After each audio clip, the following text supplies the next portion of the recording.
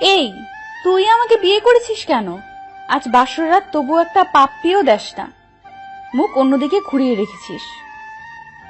কোথায় ভেবেছিলাম বড় এই করবে সেই করবে, শাকচুন্নি বান্ধবীদের কথার সাথে কোনো মিল দেখতে পাচ্ছি না। বাসর রাতে নতুন বউয়ের মুখে তুই নামক ডাকটা শুনে খানিকটা অবাক হলাম। কি হলো, কিছু বলছিস না কেন? বিয়ে কেন করেছিস? কিছু করবি না? না করলে ফল কাটা ছুরি গলায় চালিয়ে দেব। এই এই, তুই ভয় পাইছিস নাকি? ছুরি তো চালাবো আমার গলায়, আর ফাঁসি হবে তোর। সরি, তুই করে বলে ফেললাম। আচ্ছা বাদ দেন ওইসব, তাকান আমার দিকে। আমার বুকের ঠিক বাম পাশটা একটা তিল আছে। বুকের বাম পাশে তিল থাকলে নাকি বর অনেক রোমান্টিক হয়। পিচ্চি বউয়ের মুখে এসব কথা শুনে বিস্ময়ের দৃষ্টিতে তাকিয়ে বলতে লাগলাম, মানে কি বলছেন এসব? এসব কি বলতে হয়? চুপচাপ ঘুমান, নইলে নিচে শুতে হবে। বয়স 15 হবে কিনা সন্দেহ আছে, কথা বলে কি এক একটা। ইয়া আল্লাহ, কি বলেন? আপনি না আমার স্বামী? ভাবি বলেছে স্বামীর কাছে সব বলতে হয়। আচ্ছা, আরো কোথায় কোথায় কি আছে বলবো কি? জানেন, আমার না নাভির কাছে। আল্লাহ, আমাকে বাঁচাও, মেয়েটা তো দেখছি আমায় পাগল বানিয়ে ছাড়বে। এই পিচ্চি, চুপ করবে তুমি? শুনেছি বাসর ঘরে নাকি এই হয় সেই হয় স্বামী স্ত্রীর মাঝে। আপনি তো দেখছি কিছুই করবেন না, একটা কিস তো করতে পারেন। ছাই রোমান্টিক আপনি। আচ্ছা, জড়িয়ে তো নিতে পারেন, তা না করে মাঝখানে কোল বালিশ দিয়ে রাখছেন। কার কাছে শুনেছ? কেন, ভাবির কাছে। আর কি শুনেছ? ভাবি বলেছে স্বামী যেমন যেমন করতে বলে তেমন করতে। ও আচ্ছা, খুব ভালো তোমার ভাবিটা। এখন তুমি ঘুমিয়ে যাও। তোমার ভাবি বলেছে না স্বামী যা বলেছে তাই করতে, সো তাড়াতাড়ি ঘুমিয়ে যাও। তাহলে ঘুমাবো? বাসর রাতে নাকি ঘুমায় না। তুমি কি আমাকে ড্রপ দিচ্ছ? আচ্ছা, কোল বালিশটা সরাও, মাঝখানে ইন্ডিয়া পাকিস্তান করে রাখছে। এই পিচ্চি, চুপ করবে? আমার জীবনটা নরক বানাতে এসেছে। ঘুমাও বলছি। বাসর রাতে কত কি করে শুনেছি স্বামী স্ত্রী, আর আমাকে ঘুমাতে বলছো। আচ্ছা, একটা আইডিয়া শুনবেন আপনি? আবার আইডিয়া? আচ্ছা বলো, কি বলবে? বাসর রাতে কি কি করে আপনি বলেন, আমি সব করব। আইডিয়াটা চমৎকার না? এই কতবার বলবো তোকে স্ত্রী হিসেবে মানি না? তারপরে হয়তো প্যাচ প্যাচ করস কেন? আপনি না মানলে কি হবে? আমি আপনাকে মনে প্রাণে স্বামী হিসাবে মানি। বাঙালি মেয়েদের একবারই বিয়ে হয়। যখনই আল্লাহ তাআলার কালাম পড়ে 3 বার কবুল কবুল বলেছি, তখন থেকে আপনাকে স্বামী হিসেবে গ্রহণ করেছি। শুধু ইহকালে নয়, পরকালেও আপনাকে স্বামী হিসেবে আল্লাহর কাছে চাইবো। আচ্ছা, এখন তুমি ঘুমাবে নাকি নিচে নামিয়ে দিব? যত সব, জীবনটাই শেষ করে দিয়েছে। বিয়ে নিয়ে কত স্বপ্ন ছিল, ছিল বাসর রাত নিয়ে কত পরিকল্পনা, কিন্তু কপালে যে বাচ্চা মেয়েটাকে বিয়ে করতে হবে তা কখনো জানতাম না। আচ্ছা, একটা পাপ্পি দেই আপনাকে। এই বলে মুখের কাছে মুখ নিয়ে ঠোঁটের সাথে ঠোঁট মিলিয়ে দিল। আমার চোখ জোড়া বন্ধ হয়ে গেল। পিচ্চির নাকের গরম শ্বাস জানান দিচ্ছে পিচ্চিটা কতটা কাছে চলে এসেছে আমার। আমি ধাক্কা দিয়ে সরিয়ে ঠাস ঠাস করে চর বসিয়ে দিলাম। এই মেয়ে বাসরাতে শখ জাগছে, নাক টিপ দিলে দুধ বের হয়ে আসবে, আর সে কিনা বাসরাত নিয়ে লাফালাফি। চত্ব সব। হিটলারটা আমার জীবনটা এভাবে নষ্ট করে দিবে কখনো ভাবিনি। আপনি ভুল বলছেন। নাকে চাপ দিলে দুধ বের হয় না, নাকি টিপ দিলে, থাক বলবো, পচা বের হয়, দুধ তো বের হয়। আল্লাহ, কই রাখছো আমায়? এই ডেভিল মেয়ে, চুপ করবি? পিচ্চি হয়ে এত কথা বলতে হয় না। সত্যি বললে ডেভিল হয়ে যায়, আর আমি পিচ্ছি না। আমার বয়স 14 বছর 3 মাস 17 দিন। মনে মনে ভাবছি মেয়েটাকে মারা ঠিক হয়নি, কিন্তু কি করব? পিচ্চি মেয়েটার জন্য হিটলারটা আমার ভবিষ্যৎটাই নষ্ট করে দিল। নাক টানতে টানতে বলল মেয়েটা। আচ্ছা, আপনি ঘুমান। আর হাতে ব্যথা পেয়েছেন কি? কথাটা শুনে নিজের অজান্তেই খারাপ লাগলো। পিচ্চিটার দিকে তাকাতেই মনে হচ্ছে একটা পূর্ণিমার চাঁদ। এত সুন্দর কোনো মেয়ে হতে পারে? মুখ দিয়ে রংধনুর আভা বেরোচ্ছে। এ কি, পিচ্চিটার ঠোঁট কেটে রক্ত বেরোচ্ছে। থাপ্পড়টা জোরেই লাগছে। আচ্ছা, তোমার নাম কি? আমাকে বিয়ে করার সময় নাম শুনেননি? তোমাকে বিয়ে করার কোনো ইচ্ছাই ছিল না, হিটলারটার জন্য বিয়ে করেছি। এখন নাম কি বলবে? এখন বলে লাভ নেই, বিয়ে করে ফেলেছেন। শুনেন, আমার নাম কারিমা জাহান। কথা। আচ্ছা কথা, সরি। তোমার লাগেনি তো? এই যে নাও, টিস্যু দিয়ে রক্তটা মুছে নাও। আপনি না বলেছেন আপনি আমাকে স্ত্রী হিসেবে মানেন না? না মানলে আমার জন্য কষ্ট পেতেন না? এই চুপ করবি? তোকে স্ত্রী হিসেবে কোনোদিন মানি না, আর মানবও না। কাউকে টিস্যু দেওয়া মানে তাকে বউ হিসেবে মেনে নেওয়া না। এই বলে বালিশটা নিয়ে চলে গেলাম সোফাতে। আর একটু থাকলে আমি পাগল হয়ে যাব। কই যাচ্ছেন আপনি? জাহান্নামে যাচ্ছি। চুপচাপ এখানে শুয়ে থাকবি, নইলে তোকে ফ্লোরে শুয়ে থাকতে দিব। আচ্ছা ঠিক আছে। বাতিটা অফ করে শুয়ে শুয়ে ভাবছি, হিটলার আমার জীবনটাকে এইভাবে নষ্ট করে দিবে। সাথী শুনলে বাসায় এসে আমাকে খুন করবে, নইলে সে নিজে গাড়ির নিচে পড়ে মরবে। বারবার সাথীর কথা মনে পড়ছে। দুজন দুজনকে নিয়ে কত স্বপ্ন দেখেছি, আর মাঝখানে হিটলারটা পিচ্চি মেয়েটাকে বিয়ে করিয়ে দিল। ও, আপনাদের তো পরিচয়টাই দেওয়া হয়নি। আমি জিসান আহমেদ রাজ, অনার্স কমপ্লিট করে বাবার মানে হিটলারের হোটেলে খাচ্ছি। হঠাৎ রুমের বাতি কে যেন জ্বালিয়ে দিল। এই পিচ্চি, কি করো? কেন, দেখতে পাচ্ছেন না আপনি? কাপড় কেন খুলছো? আমি কাপড় পরে ঘুমাতে পারি না। যত সব। এই কাপড় পরো। আর যদি কাপড় খুলতে দেখছি, কি যে করব। আপনি না বললেন ঘুমাতে? এত ভারী কাপড় পরে কেউ ঘুমায়? কেউ যদিও বা না ঘুমায়, তুই ঘুমাবি। ঘুমা বলছি। বাবা, আপনার স্বামী আমাকে কাপড় খুলতে দেয় না। কথাটা বলতেই মুখটা চেপে ধরলাম। এই তোমার কি হয়েছে? এইসব কি বাবাকে বলতে হয়? তো কি করব, কাপড় পরে ঘুমাতে পারি না, তাই বাবাকে ডাক দিচ্ছি। বাবা বলেছে যদি কোনো সমস্যা হয় বাবাকে বলতে। আচ্ছা, তাহলে কাপড় খুলেই ঘুমাও।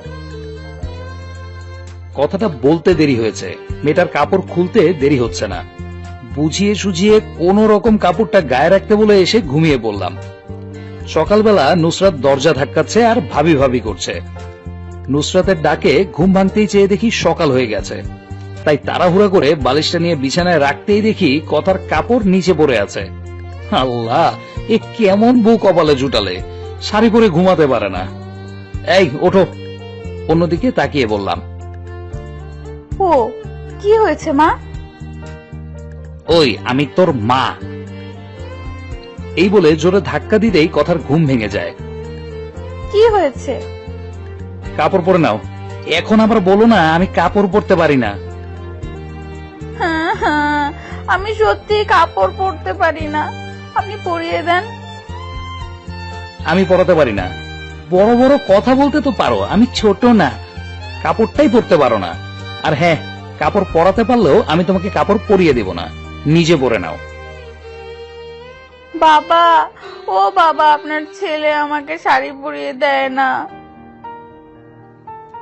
এই চুপ করবি তুই? চুপ কর। না, বাবাকে বলবো তুমি রাতে শাড়ি টেনে হিচড়ি খুলে এখন পরিয়ে দিচ্ছ না। মেয়েটার কথা শুনে মনে হচ্ছে 7 আপকে বিষ ভেবে খেয়ে মরে যায়। তুমি মরার কথা বলো কেন? আমি তোমাকে ছাড়া বাঁচবো না, প্লিজ মরার কথা বলো না। যেদিন কালেমা পড়েছি সেদিন থেকেই তোমাকে স্বামী বলে গ্রহণ করেছি। তোমার পায়ে যদি একটা কাঁটা ফুটে সেটা আমার কলেজাতে ফুটে। আমি কি করব? আমি শাড়ি পরতে পারি না। মেয়েটার দিকে তাকাতেই বুকটা কেমন করে উঠল। পিচিরার চোখে পানি চিকচিক করছে। তবুও নিজেকে সামলে নিয়ে বললাম, আচ্ছা মনে থাকে যেন, নিজে শাড়ি পরা শেখো। আচ্ছা আমি পড়তেছি, তাও তুমি অলক্ষণে কথা মুখে এনো না। পিচ্চি মেয়েটা শাড়ি পরছে। এ কি, শাড়ি পরছে নাকি শরীরে কাপড় পেঁচাচ্ছে? নিজের অজান্তেই হেসে ফেললাম। আমি পড়তে পারি না, এভাবে আসার কি হলো? কথাটা বলার সাথে সাথে শাড়িটা খুলে গেল। আমি অন্যদিকে তাকিয়ে বললাম, কি লজ্জা শরম কিছু মা বাবা শিক্ষা দেয়নি? আপনি কি কোরআন পড়তে জানেন না? পিচ্ছি মেয়ের মুখে এমন কথা শুনে খানিকটা বিস্মিত হলাম। কি বলছো এসব? শাড়ি পরার সাথে কোরআনের কি সম্পর্ক? আপনি কি জানেন না, আল্লাহ তাআলা বলেছেন স্বামী স্ত্রী একে অন্যের পোশাক স্বরূপ। আমি ছোট মানুষ, শাড়ি পরতে পারি না। কোথায় আপনি পরিয়ে দিবেন তা না, অন্যদিকে ফিরে আছেন। আমার শরীরের প্রতিটা অঙ্গ বৈধভাবে দেখতে পারবেন আপনি। এখানে অন্যদিকে ফিরে তাকানোর কি আছে? দেখেন না আমাকে শাড়ি পরিয়ে। পিচ্ছিটার কথা শুনে পিচ্ছির দিকে তাকালাম। পিচ্ছিটা লজ্জায় লাল হয়ে গেছে, চোখ বুজে আছে। আবার খুলে সুন্দর করে কুচি দিয়ে পরিয়ে দিচ্ছি। মেয়েটা চোখ বন্ধ করে আছে। লজ্জায় সুন্দর মুখটা লাল হয়ে গেছে। লজ্জা পেলে যে পিচ্ছিটাকে এত সুন্দর লাগে না দেখলে অজানাই থেকে যেত। ফ্লোরে পড়ে থাকা শাড়িটা হাতে সম্পূর্ণ কুচি দেওয়ার পর নাভির কাছে গুজে দেওয়ার সময় কেমন যেন কেঁপে উঠল। পিচ্ছির নিঃশ্বাস ভারী হয়ে আসছে, ঠোঁট দুটি কাঁপছে।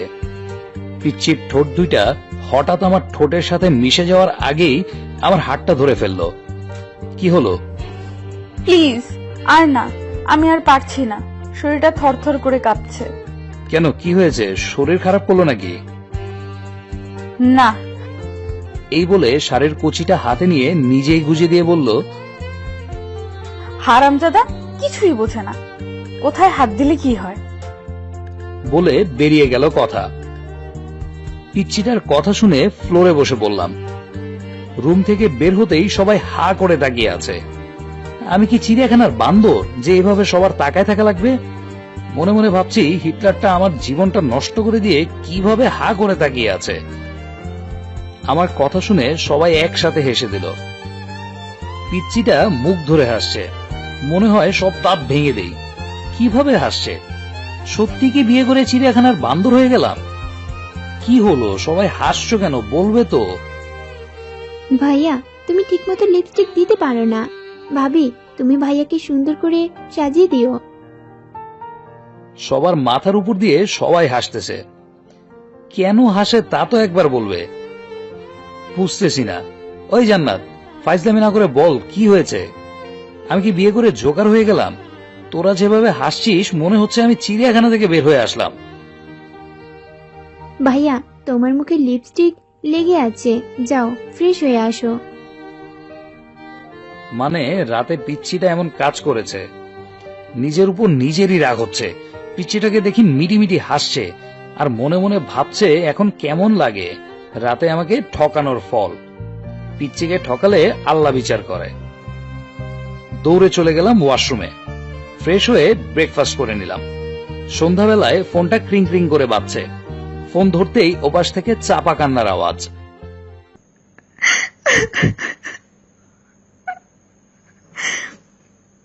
ফোনের ওপাশ থেকে কোনো কথা আসছে না, শুধু চাপা কান্নার আওয়াজ ছাড়া। বুকের ভেতরটা হাহাকার করছে, কলিজাটা ক্ষত বিক্ষত হয়ে যাচ্ছে।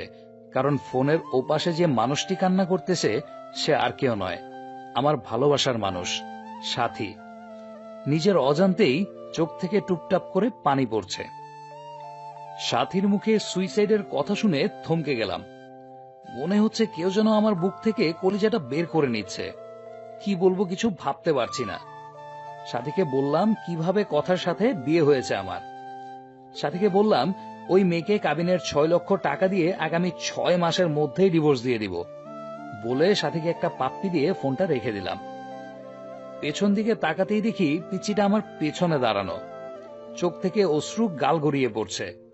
আমি ফিরে তাকাতেই দৌড়ে রুমে গিয়ে দরজা লক করে দিল। যাবার আগে বলে গেল সে এই জীবন রাখবে না। আমি যাওয়ার আগেই দরজা লক করে দিল পিচ্চিটা। খুব ভয় হচ্ছে। দরজার কাছে গিয়ে বললাম, প্লিজ আমার পিচ্চি বউ, দরজা খোলো, আর অমন কথা বলবো না। খুব কষ্ট হচ্ছে। মনে মনে ভাবলাম মা বাবাকে ডাক দেই, পিচ্চিটা যদি কিছু করে ফেলে।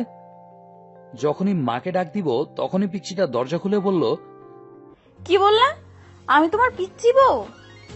তুমি কি করে ভাবলে আমি সুইসাইড করব? আর ওই শাকচুনিটা তোমার সাথে ঘর করবে, আমি তোমায় ছাড়ছি না।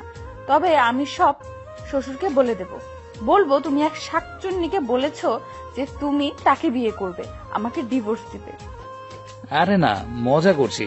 আমার বউটা কত কিউট। মিথ্যা গুছিয়ে বলতে হয়, আমাকে টপ দিচ্ছ। আমি বাবাকে ঠিকই বলে দিব। প্লিজ কথা বলো না। বলবো না, তবে একটা শর্ত আছে। কিসের শর্ত? আমাকে 5 মিনিট কিস করতে হবে। হোয়াট? কিস? না, লিপ কিস। সম্ভব না, প্লিজ পাগলামি করো না। কি করব? আমি না তোমার বউ? বাসরাতে কিছু করছো না বিড়াল মারছো না অন্য কিছু? একটা বিড়াল ধরে মারলে এমন কি ক্ষতি হতো? ভাবি তো বলে দিল ঠিক মতো বিড়াল মারতে, এখন আবার লিপ কিসও করতে চাচ্ছ না? আমি ছোট বলে ঠকাচ্ছ। আমি বাবাকে সব বলে দিব, বলবো যে তুমি। কথাটা বলার আগেই অনিচ্ছা সত্ত্বেও নিজেকে বাঁচাতে পিচ্চিটার ঠোঁটের সাথে ঠোঁট মিলিয়ে দিলাম। চোখ জোড়া বন্ধ হয়ে আছে, পিচ্চিটা শক্ত করে জড়িয়ে ধরে আছে আমায়। আমি ছাড়াতে চেয়েও ছাড়াতে পারছি না। হঠাৎ দরজার বাইরে থেকে জান্নাত ডাকছে। জান্নাত দরজা ধাক্কা মেরে খোলার সাথে সাথেই কথাকে নিজের কাছ থেকে ছাড়িয়ে নিলাম। জান্নাত বলল যে বাবা আমাকে আজ অফিসে যেতে বলেছে। জান্নাতকে বললাম, বাবাকে বল আমি অফিস যাচ্ছি। বাসা থেকে বের হয়েই স্বস্তির নিঃশ্বাস নিলাম। পিচ্চিটার হাত থেকে বাঁচলাম। গাড়িতে থাকা অবস্থায় একটা মেসেজ আসলো। মেসেজে লেখা, ইমোতে আসো। ইমোতে গিয়ে দেখি সাথী হাত কেটে পিক দিয়েছে। সাথে সাথেই ফোন দিলাম। কতক্ষণ রিং হওয়ার পর ফোন ধরল সাথী। এই পাগলি, এমনটা কেউ করে? আমি কাকে নিয়ে বাঁচবো? আমি যে তোমাকে ছাড়া বাঁচবো না। কি করব? তোমার বউ হয়ে তোমার বাড়িতে আমার যাওয়ার কথা ছিল। নিজের ভালোবাসার মানুষ অন্যের বুকে, যাকে নিজের থেকে বেশি ভালোবাসলাম, আছে আমার না। কেন যে আল্লাহ আমাকে এইসব দেখার জন্য বাঁচিয়ে রেখেছে। আমি সত্যি বাঁচতে চাই না রাজ। যে জীবনে তোমাকে পাবো না, সে জীবন রেখে লাভ কি বলো? প্লিজ থামবে তুমি? আমার যে আর সহ্য হচ্ছে না। তুমি আজ বিকালে প্লিজ আমার সাথে পার্কে দেখা করো। আচ্ছা, 4টায় দেখা করব। এদিকে অফিস শেষ করে 4টায় পার্কের দিকে রওনা দিলাম। পার্কে গিয়ে দেখি সাথী নীল শাড়ি পরে বসে আছে। সাথীর পাশে গিয়ে বসলাম। বাতাসে সাথীর চুল থেকে মাতাল হাওয়া আসছে। আমার বসা দেখে সাথী আমার দিকে চেয়েই কেঁদে দিল। সাথীর চোখ থেকে টুপটুপ করে পানি পড়ছে। মনে হচ্ছে আমার হৃৎপিণ্ডে রক্তক্ষরণ হচ্ছে। সাথীর কাজল কালো চোখ জোড়া চোখের পানিতে লেপ্টে যাচ্ছে। চোখগুলি ফুলে গিয়েছে। হাতের দিকে তাকাতেই কলিজাটা কেঁপে উঠল। সাথীর হাতে ব্যান্ডেজ। বুঝতে বাকি রইল না যে এটা সাথীর পাগলামি। চোখ দিয়ে অনবরত পানি আসছে। কিভাবে ভুলবো 3 বছরের ভালোবাসা? এই, তুমি কাঁদছো কেন? তুমি না আমার প্রাণ। আর কত কষ্ট দিবে জানো? যখন শুনেছি তোমার বিয়ে হয়ে গেছে, মনে হয়েছে প্রাণটা কেউ বের করে নিচ্ছে। কত স্বপ্ন দেখেছিলাম তোমাকে নিয়ে, সব আজ শেষ। আমায় একটু বুকে নিবে?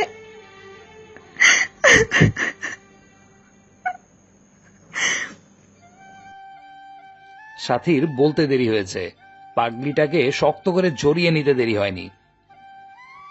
বুকটা কেমন যেন ভিজা ভিজা লাগছে। পাগলিটার চোখের পানিতে গায়ের শার্টটা ভিজে যাচ্ছে। পাগলিটা এমন ভাবে জড়িয়ে ধরে আছে, মনে হচ্ছে ছোট্ট বাচ্চা ভয় পেলে যেভাবে আঁকড়ে ধরে থাকে সেভাবে জড়িয়ে ধরে আছে আমায়। এভাবে কিছুক্ষণ জড়িয়ে থাকার পর বললাম, কি হলো, আর কতক্ষণ জড়িয়ে ধরে থাকবে আমায়? সবাই ফেল করে তাকিয়ে আছে আমাদের দিকে। কি করব? তোমার বুকটাতেই যে আমার ঠাঁই। জানো রাজ, প্রতি রাতে স্বপ্ন দেখতাম তোমাকে নিয়ে, কতটা ভালোবাসতাম তোমায়। কিন্তু আজ তুমি অনেক কাছে থেকেও অনেক দূরে। রাজ, আমার কপালে একটা চুমু দেবে? খুব কাছে পেতে ইচ্ছে করছে তোমায়, দাও না।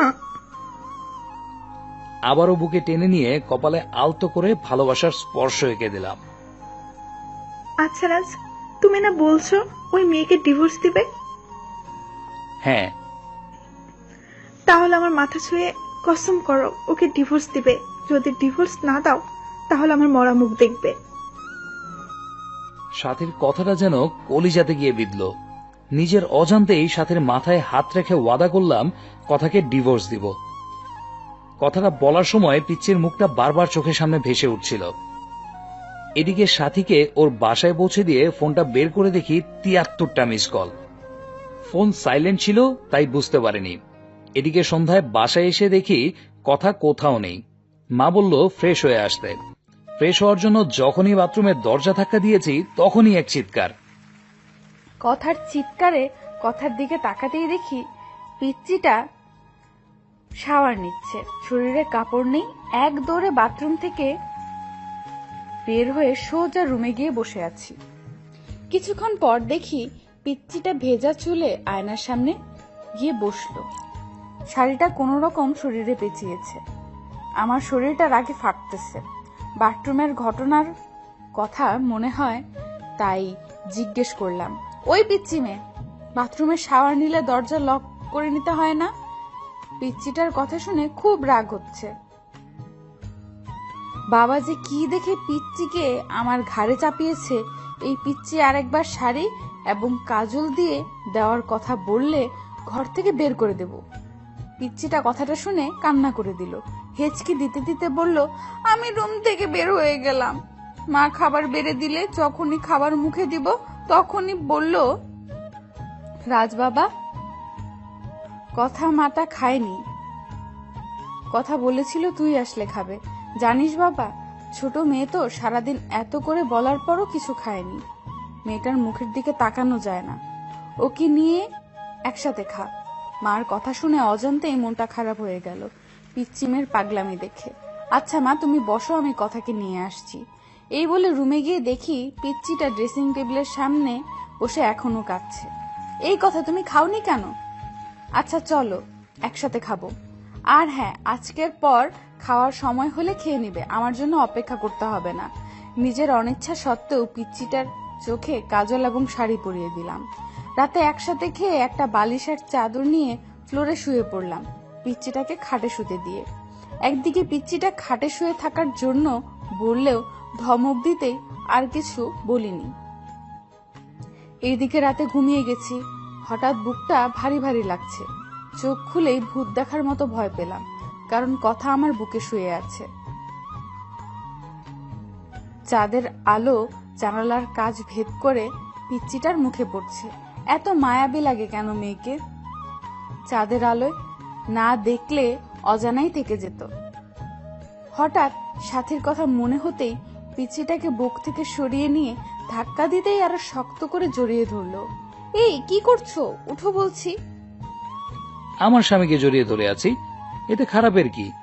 আমার অধিকার আমি আদায় করে নিব। বুক থেকে ছাড়িয়ে কষে একটা থাপ্পড় দিয়ে বলতে লাগলাম, তোকে বলেছি না আমাকে স্বামী না ভাবতে? কেন জড়িয়ে ধরে থাকিস? আমি বলেছি না তোকে ডিভোর্স দিব? কথাটা বলতেই খাটে চলে গেল কথা। আমি আবার গভীর ঘুমে হারিয়ে গেলাম। এদিকে ঘড়ির কাঁটায় ১টা বাজতেই কথা ঘুম থেকে উঠে সুন্দরভাবে অজু করে ২ রাকাত নামাজ শেষ করে মুনাজাত ধরে বলতে লাগলো, হে পরওয়ারদিগার আমার আল্লাহ, তুমি তো সর্বশক্তিমান, তোমার হুকুম ছাড়া তো গাছের একটা পাতাও নড়ে না, তুমি ছাড়া তো আমার কষ্ট বোঝার মতো কেউ নেই। এই মধ্যরাতে পৃথিবীর সবাই যখন গভীর ঘুমে, তখন তোমার অভাগী বান্দিটা তোমার দরবারে ২টি হাত তুলে ধরেছে। তুমি কি দেখো না আল্লাহ, আমি আমার স্বামীকে কতটা ভালোবাসি? আমার বুক থেকে আমার স্বামীকে তুমি কেড়ে নিও না। তোমার পবিত্র কালাম পড়ে বিবাহ নামক পবিত্র বন্ধনে আবদ্ধ হয়েছি, এ বাঁধন ছিন্ন করো না, বাঁচব না আল্লাহ। ও আল্লাহ, আমার স্বামীর পায়ের নিচের জায়গাটুকু আমাকে ভিক্ষা দাও। কথাটা বলে ফুপিয়ে ফুপিয়ে কাঁদতে লাগলো। পরের দিন সকালে মায়ের ডাকে ঘুম ভাঙল। বাবা আজকে অফিসে যেতে না বলে কথাকে কলেজে ভর্তি করিয়ে দিতে বলল। আমি বাবার কথায় না করতে পারি না, তাই অনিচ্ছা সত্ত্বেও ডিস্টার্বকে নিয়ে বাইকে করে রওনা দিলাম। কলেজের গেটে বাইক দাঁড় করানোর সাথে সাথেই যা দেখলাম তা দেখার জন্য একেবারে প্রস্তুত ছিলাম না। এখন আমি কি করব ভেবে পাচ্ছি না কিছু। সাথী কেমন করে যেন তাকিয়ে আছে, মনে হচ্ছে এখনই বৃষ্টি নামবে। কথাকে কলেজে ভর্তি করে দিয়ে যখনই কলেজ গেট পার হয়েছি তখনই দেখি কলেজের পাশে রেল লাইন ও একটা মেয়ে দাঁড়িয়ে আছে। মিনিট 10 পর ট্রেন আসবে। বুঝতেছি না কি করব। বাইক নিয়ে একটু কাছে যেতেই বুকটা কেঁপে উঠল। সাথী রেল লাইনের মাঝখানে দাঁড়িয়ে আছে। ট্রেন আসার শব্দ হচ্ছে। মিনিট 5 মাঝে ট্রেন আসবে। এদিকে সাথীকে ডাকছি, সাথী চোখ বন্ধ করে আছে। এদিকে বাইক রেল লাইনের সাইডে পাথরের সাথে ধাক্কা লেগে পড়ে যায়। বাইক পড়ে আমার উপর। আমি খুব চেষ্টা করছি আমার উপর থেকে বাইক সরাতে, কিন্তু পারছি না। এদিকে দেখা যাচ্ছে ট্রেন প্রায় কাছে এসে পড়েছে। বুকের হার্টবিট বেড়ে যাচ্ছে। সাথীকে গলা চেঁচিয়ে ডাকছি, তারপরও সাথী শুনছে না। না, এই দৃশ্য আমি সহ্য করতে পারবো না। মনে মনে আল্লাহ তাআলার কাছে সাহায্য চাচ্ছি। চোখ দিয়ে নীরবে অশ্রু ঝরছে। হাঁটু কেটে রক্ত বের হচ্ছে। বুকটা ফেটে যাচ্ছে। পাগলের মতো আল্লাহকে ডাকছি আর বাইক সরাতে চেষ্টা করছি। মনে মনে বলছি, হে আল্লাহ, আমাকে শক্তি দাও বাইক সরানোর। আমার হৃদয়টা রেল লাইনের মাঝে। হে পরম করুণাময়, রহম করো তোমার বান্দাকে। আর বাইকটা সরানোর জন্য চেষ্টা করছি। এদিকে আল্লাহর নাম নিয়ে বাইক ধাক্কা দিতেই বাইক সরে যায়। এদিকে ট্রেন প্রায় কাছে এসে পড়েছে। দৌড়ে গিয়ে সাথীকে রাস্তা থেকে সরিয়ে বুকে জড়িয়ে নিলাম। সাথী কাঁদছে, এখনো হাঁটু থেকে রক্ত বের হচ্ছে। সাথী কান্না করে আমার শার্ট ভিজিয়ে দিচ্ছে। এদিকে সাথীকে বুকে থেকে ছাড়িয়ে কষে একটা থাপ্পড় দিয়ে বললাম, এই পাগলি, কেন এমন পাগলামি করছো? জানো না তোমাকে ছাড়া আমি নিজেকে ভাবতে পারি না? কেন মরতে যাচ্ছিলে? আমি তো সেই কবেই মারা গিয়েছি তখনই যখন শুনেছি আমার ভালোবাসার মানুষ অন্য মেয়েকে বিয়ে করেছে। চোখ দিয়ে অঝরে শ্রাবণ ঝর্ণা ধারা নেমেছিল। বিরহের অনলে প্রতিনিয়ত পুড়েছি আমি। আমার দেহটা ছাড়া আত্মাটা সে কবেই মরে গেছে। জানো, আজ যখন তোমার বাইকের পেছনে ওই মেয়েটাকে দেখলাম, কলিজাটা ফেটে যাচ্ছিল আমার। মনে হচ্ছে দম বন্ধ হয়ে মারা যাব। আমি তোমার পাশে অন্য কাউকে সহ্য করতে পারি না। কি করব? তোমাকে একজন জড়িয়ে ধরে থাকবে, আর আমি কিভাবে দেখব? তাই ট্রেনের নিচে পড়ে তুমিহীনা এই জীবন নিঃশেষ করতে চেয়েছিলাম। কেন বাঁচালে আমাকে? আমি যে তিলে তিলে শেষ হয়ে যাচ্ছি। বলতে পারো কেন এতটা ভালোবাসার পরেও তুমি আমার নও? কেন আজ তোমার বুকে অন্যজনের ঠাঁই? যে স্বপ্নগুলো তোমায় নিয়ে দেখতাম, সেই স্বপ্নগুলো অন্য কেউ নিয়ে দেখে। প্লিজ, তুমি আমাকে গলা টিপে হত্যা করো, নয়তো তোমার পায়ের নিচে আমাকে একটু জায়গা দাও। জানো রাজ, তুমি বিয়ে করার পর একটা রাতও আমি ঘুমাতে পারি না। প্রতি রাত কেঁদে কেঁদে বালিশ ভিজিয়েছি। তোমার বুকে একটু জায়গা দিবে? একটু জায়গা দাও না প্লিজ, দাও না, দাও না প্লিজ। সাথীর মুখে এমন কথা শুনে বুকের বাঁ পাশটা চিনচিনে ব্যথা করছে। চোখ দিয়ে টুপটাপ করে পানি গাল বেয়ে গড়িয়ে পড়ছে। কিছু ভাবতে পারছি না। খুব ইচ্ছে করছে সাথীকে জড়িয়ে ধরে বলি, সাথী, খুব ভালোবাসি তোমায়, নিজের থেকেও বেশি। মনে হচ্ছে কথাটা বললে বুকের ব্যথাটা কমবে। তাই সাথীকে হ্যাচকা টান দিয়ে শক্ত করে বুকে জড়িয়ে নিলাম। কপালে একটা চুমু দিয়ে বললাম, বড্ড ভালোবাসি, খুব বেশি ভালোবাসি তোমায়, হয়তো নিজের জীবনের চেয়েও বেশি। পাগলিটা কেঁদে কেঁদে শার্ট ভিজিয়ে ফেলেছে। পাগলিটা আরো শক্ত করে জড়িয়ে আছে আমায়। এদিকে সাথীকে বললাম, খুব শীঘ্রই আমরা বিয়ে করছি, কথাকে খুব তাড়াতাড়ি ডিভোর্স দিচ্ছি। সাথী ডিভোর্সের কথা শুনে আবারও জড়িয়ে ধরে কপালে চুমু দিয়ে চলে গেল। এদিকে ফোনের দিকে তাকিয়ে দেখি 2টা বেজে গেছে। তার মানে 30 মিনিট আগে কলেজ ছুটি হয়ে গেছে। তাড়াতাড়ি বাইক স্টার্ট দিয়ে কলেজের সামনে যেতেই অবাক হয়ে গেলাম। অনেকগুলো মেয়ে জমা হয়ে আছে। কাছে গিয়েই দেখি কথা ছোট বাচ্চার মতো কাঁদছে। কয়েকটা মেয়ে বোঝাচ্ছে। আমি কাছে যেতেই দৌড়ে এসে জড়িয়ে ধরে কাঁদতে কাঁদতে বলল, আমি আর কলেজে আসবো না। তুমি আমায় ভালোবাসো না। কখন কলেজ ছুটি হয়েছে, ছেলেরা কি রকম ভাবে আমার দিকে তাকায়। আমার ভয় লাগে না? সবাইকে বলে দিছি, আমার দিকে তাকালে চোখ তুলে ফেলবে আমার বর। ঠিক বলছি তো? সবাই হাসছে মুখ ধরে। পাশ থেকে একটা মেয়ে বলে ফেলল, ভাইয়া, পৃথিবীতে খুব কম ছেলেই আপনার স্ত্রীর মতো বউ পায়। একটা মেয়ে যে স্বামীকে এত ভালোবাসতে পারে, সারাটা দিন ক্লাসের মাঝে আপনার কথাই বলেছে। আপনি নিতে আসতে দেরি করেছেন বলে ছোট ছোট বাচ্চা মেয়ের মতো কাঁদতেছে, হাসিও পাচ্ছে, আবার কান্নাও আসছে। এখনকার যুগে এমন মেয়েও পাওয়া। এদিকে কথাকে বাইকে ওঠাতেই শক্ত করে জড়িয়ে ধরল। মনে হচ্ছে খুব ভয় পাচ্ছে। কথাকে বাসায় নিয়ে আসার পর মাকে কান্না করে করে সব বলল। রাগে আমার শরীর ঘ্যান ঘ্যান করছে। দুপুরে খেয়ে বন্ধুদের সাথে আড্ডা দিতে চলে গেলাম। রাত 9টার সময় ফোন বের করে দেখি বাবা 5 বার ফোন দিয়েছে। অন্যদিকে কথার নাম্বার থেকে 100+ ফোন এসেছে। তাড়াহুড়া করে বাসায় গিয়ে দেখি বাবা দরজায় দাঁড়িয়ে আছে। বাবার সামনে যেতেই বলল, ঘরে নতুন বউ রেখে বাইরে কোন ছেলে থাকে রে? আর যদি এমন হয় আমার বাড়ির থেকে বেরিয়ে যাবি। কিছু না বলে রুমে গিয়ে শুয়ে পড়লাম। কিছুক্ষণ পর দেখি কথা আমাকে ডাকছে। এই, ডাকতেছো কেন? কি হয়েছে? তুমি খাবে না? বাবা খুব বকা দিয়েছে, তাই না? এই নাও, হা করো, আমি খাইয়ে দিই। কথাটা বলে মুখের কাছে খাবার তুলে দিতেই একটা থাপ্পড় বসিয়ে দিলাম। খাবারের প্লেটটা ফ্লোরে ফেলে দিলাম। তুই কি চাস? আমার জীবনটা তো নরক বানিয়ে দিয়েছিস। আমার বুক থেকে আমার ভালোবাসার মানুষটাকে সরিয়েছিস। এখন আমার বাবার কাছ থেকে আমাকে দূরে সরিয়ে আমার সমস্ত সম্পদ তোর করার প্ল্যান করছিস। আমি তোকে এ মাসেই ডিভোর্স দিব। একদমে কথাটা বলে নিলাম। কথার ঠোঁট কেটে রক্ত বেরোচ্ছে। দিই। তোমার সাথে খাবো বলে খাইনি, ক্ষমা করে দিও। এতিম তো, এতিমখানায় বড় হয়েছি, তাই মা বাবার আদর পাইনি। তোমার মা বাবাকে নিজের মা বাবা করে নিয়েছিলাম, শুধু ভালোবাসা চেয়েছিলাম। এতিম হয়ে জন্ম নিলেও সম্পদের প্রতি কোনো মোহ নেই। কথার দিকে চেয়েই দেখি কাঁদছে। চোখগুলি লাল হয়ে গেছে। নেকা কান্না দেখে শরীরটা রাগে ফেটে যাচ্ছে। তু নয়নে দেখতে মন চাচ্ছে না কথাকে। এই এতিম মেয়েটার জন্যই আজ সাথী মরতে বসেছিল। এই, তুই এখানে কাঁদবি? প্লিজ, তোর অলক্ষণে চেহারা নিয়ে আমার চোখের সামনে থেকে দূর হয়ে যা, প্লিজ। কথাটা বলে শুয়ে পড়লাম। এদিকে কথা সুন্দর করে অজু করে শ্বশুরের দেওয়া কোরআনটা পড়ে নামাজে দাঁড়িয়ে গেল। নামাজ শেষ করলো কেঁদে কেঁদে।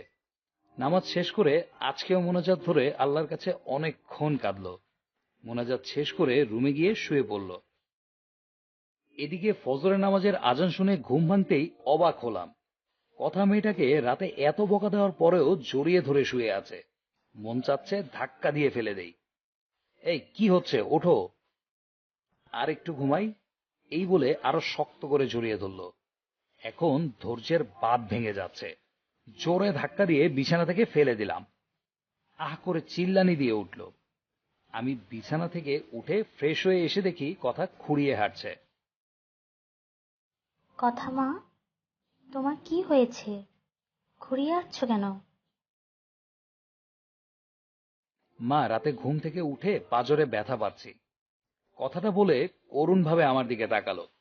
নিজেকে অপরাধী মনে হচ্ছে। পরের দিন বাবা আমাকে আর কথাকে হানিমুনে পাঠিয়ে দিল। আমি সাথীকে বলে সব রেডি করে রেখেছি।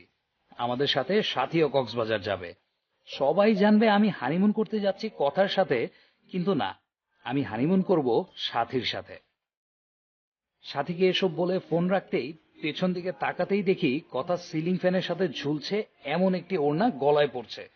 বুকের ভেতর কেমন জানি চিনচিনে ব্যথা করতে লাগলো। দৌড়ে গিয়ে কথাকে একটা থাপ্পড় দিলাম। কি করছো এসব? আমি ছোট বলে, এতিম বলে কারো ভালোবাসা পাবো না।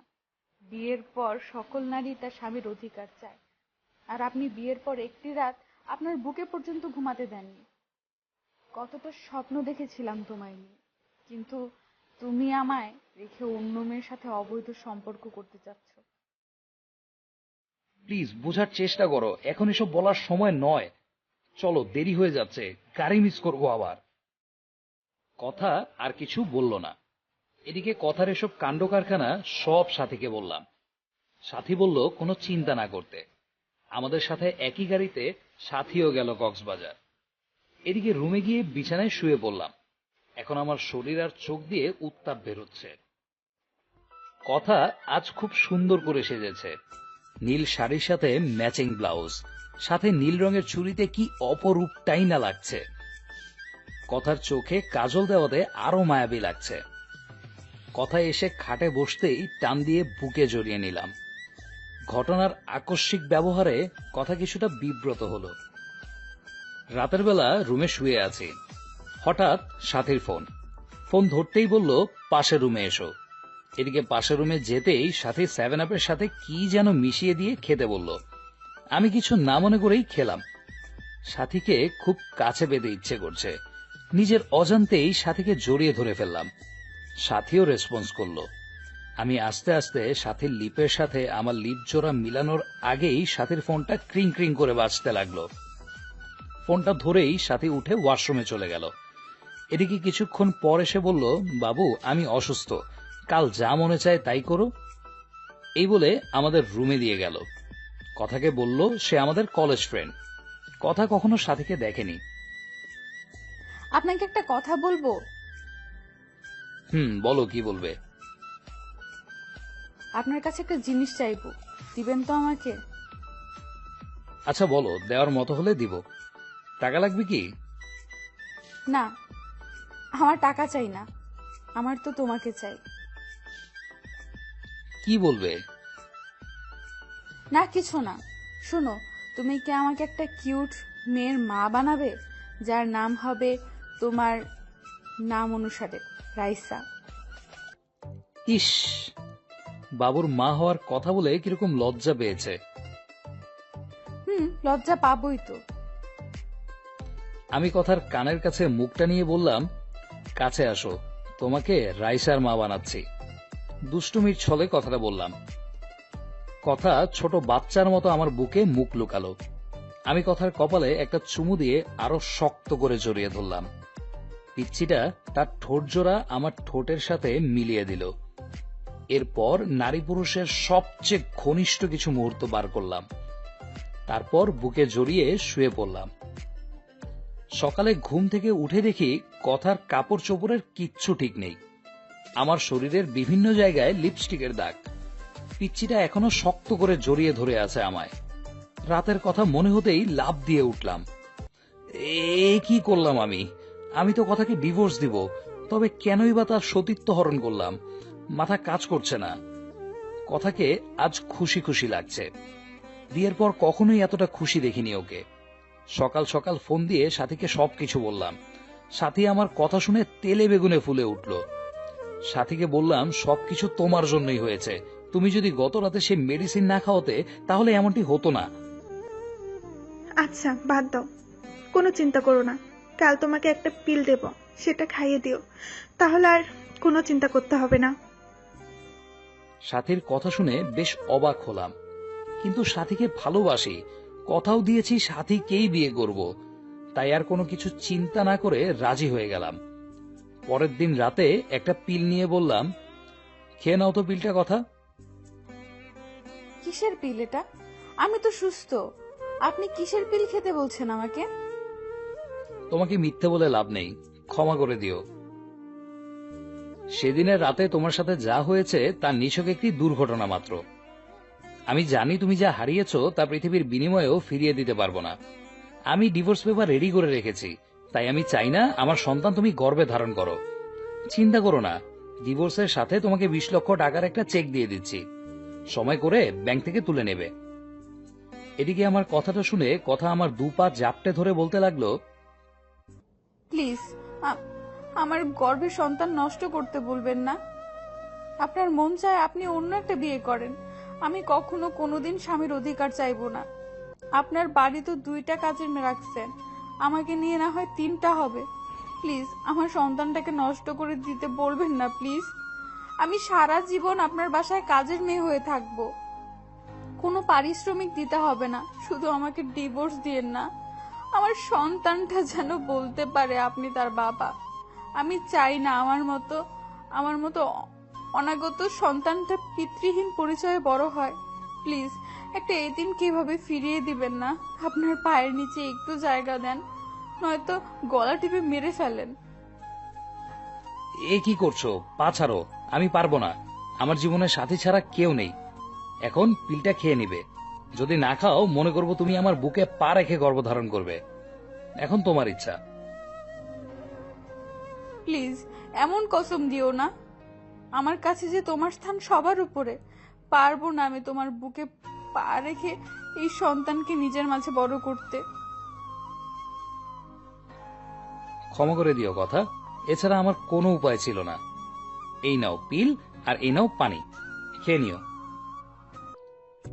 আচ্ছা দাও। এই বলে জন্ম নিয়ন্ত্রণ পিলটা হাতে নিয়ে নিল। চোখ থেকে টপ টপ করে পানি পড়তেছে। করুণ দৃষ্টিতে তাকিয়ে আছে। মনে মনে ভাবছে হয়তো আমি বলবো পিল খেতে হবে না কথা, কিন্তু না, আমি কোনো কথা বললাম না। কথা আমার দিকে তাকিয়ে থেকে বিষ যেমন করে মানুষ মুখে নেয় তেমনি করে মুখে নিয়ে নিল। গ্লাস থেকে একটু পানি মুখে দিল। নিজের অজান্তেই মনে হচ্ছে খুব বড় কোনো পাপ করে ফেললাম। এদিকে বাবা ফোন করলো যে বাবা অসুস্থ, তাই বাড়ি ফিরে যেতে হবে। মনে মনে স্থির করে নিলাম বাড়িতে ফিরেই ডিভোর্স পেপারের জন্য আবেদন করব। কথাকে নিয়ে বাসায় ফিরলাম। এদিকে সাথী বলল যে কথাকে আমাদের দুজনের মাঝ থেকে সরিয়ে ফেলবে। আমি অনেক বুঝানোর পর কথা বলল, সেদিন কক্সবাজার মেয়েটা যা বলেছে সব শুনেছি। আর সবচাইতে বড় কথা হলো মেয়েটাকে তোমার বাবা অনেক স্নেহ করে। আমি তোমার বাড়িতে রহিমের কাছে খবর পেয়েছি যে তোমার বাবা নাকি তোমার সম্পত্তির কথা নামে লিখে দিবে, তাই আমাদের ভবিষ্যতের জন্য কথাকে আমাদের পথ থেকে সরিয়ে দেবে। আমি তোমাকে না বলেই প্রফেশনাল কিলার এর সাথে কন্ট্রাক্ট করেছি। না, এ হতে পারে না। আমাদের ভালোবাসার জন্য একটা নিষ্পাপ জীবনকে হত্যা করব? না সাথী, এটা করা ঠিক হবে না। বাবু দেখো, আমি চাই না, কিন্তু তোমার বাবা কখনো কথা বেঁচে থাকতে আমাকে মেনে নেবে না। আর তোমাকে না পেলে আমি বাঁচবো না, সত্যি মরে যাব। তুমি আমার নিঃশ্বাস, তুমি আমার প্রাণ। জানো, তুমি কথাকে বিয়ে করার পর একটি রাতও শান্তিতে ঘুমাতে পারিনি। এতটা ভালোবাসার পরেও কেন আল্লাহ তোমার আর আমার মাঝে এত বড় দেওয়াল তুলে দিল? প্লিজ তুমি আমাকে খুন করে ফেলো, নয়তো আমাকে তোমার বুকে টেনে নাও। তোমার বুকটাই যে আমার শেষ ঠিকানা, তোমার বুকেই আমি শেষ নিঃশ্বাস ত্যাগ করতে চাই।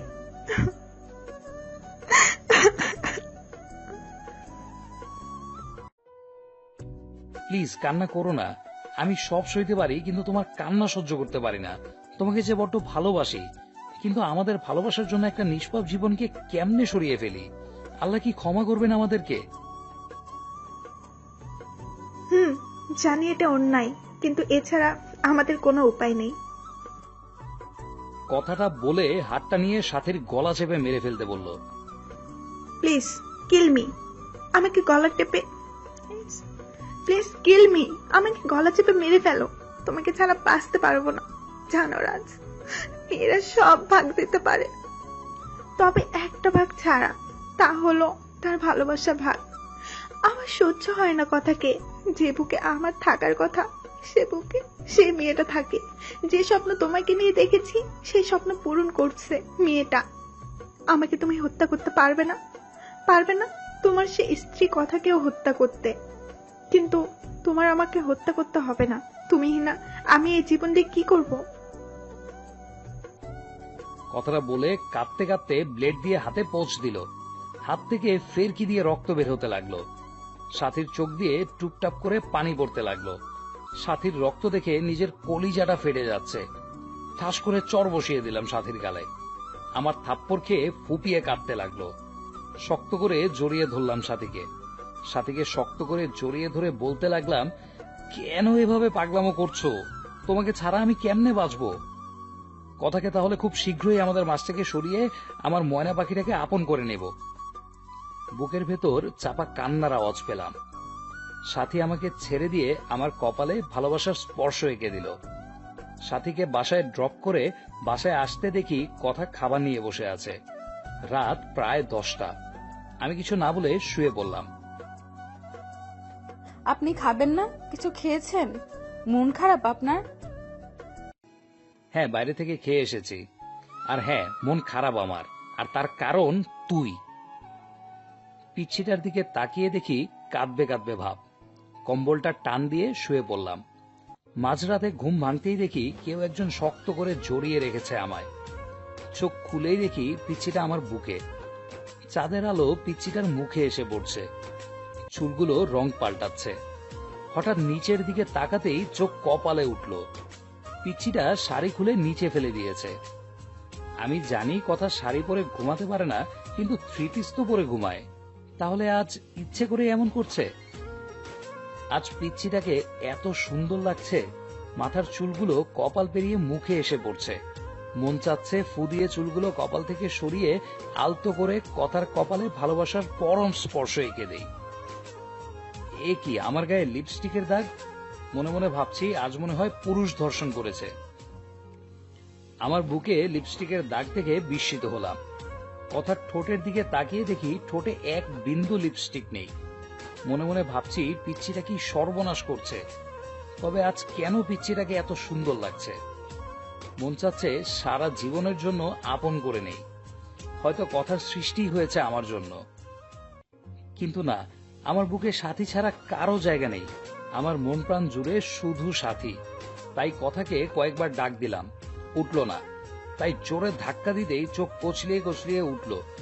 আমি বললাম, কি ব্যাপার, আমার গায়ে লিপস্টিকের দাগ কেন? আর তুমি কেন আমার বিছানায় শুয়েছ? আমার না ভয় করছিল, আর রাতে আমি কিছুই করিনি, সব আপনি করেছেন। আমি তো আপনার সাইডে ঘুমিয়েছিলাম, আপনি জোর করে বুকে টেনে নিয়েছেন। আপনাকে মনে করেছিলাম এমনি অনেক ভালো, কিন্তু ঘুমের ঘোরে আপনি যে এত ডেভিল না, ডেভিল না, শুধু ডেভিলের বস। আমার লিপ কিস করেছেন, ঘাড়ে কিস করেছেন, বুকে কিস। এই চুপ, অসভ্য মেয়ে। আর কিছুক্ষণ পর বলবে আমার নাভিতে আরো কত জায়গায় করেছি, বলতে হবে না। আপনি ঘুমাননি তাহলে? সব জেগে থেকে ইচ্ছে করে করেছেন? এই পিচ্ছি, চুপ করবে? মিথ্যে বলতে লজ্জা করে না? তোমার শাড়ি কে খুলেছে? শাড়ি কেন খাটের নিচে ফেলে রেখেছো? শাড়ি পরতে পারো না, বিয়ে বসেছো কেন? আমি না হয় শাড়ি পরতে পারি না, নিজে তো লুঙ্গিটাও পরতে পারো না, আবার অন্যকে শাড়ি পরার কথা বলে। পিচ্চিটার কথা শুনে নিজের দিকে তাকাতেই চোখ বন্ধ করে ফেললাম, চাদরটা গায়ে জড়িয়ে। কোষে একটা থাপ্পড় দিলাম কথাকে। থাপ্পড়টা খেয়ে মাটিতে পড়ে গেল। আমার রাগ চরমে উঠে গেছে। রাগের মাথায় বলতে লাগলাম, তুই মরতে পারিস না? আমার জীবনটাকে নষ্ট করে দিয়েছিস।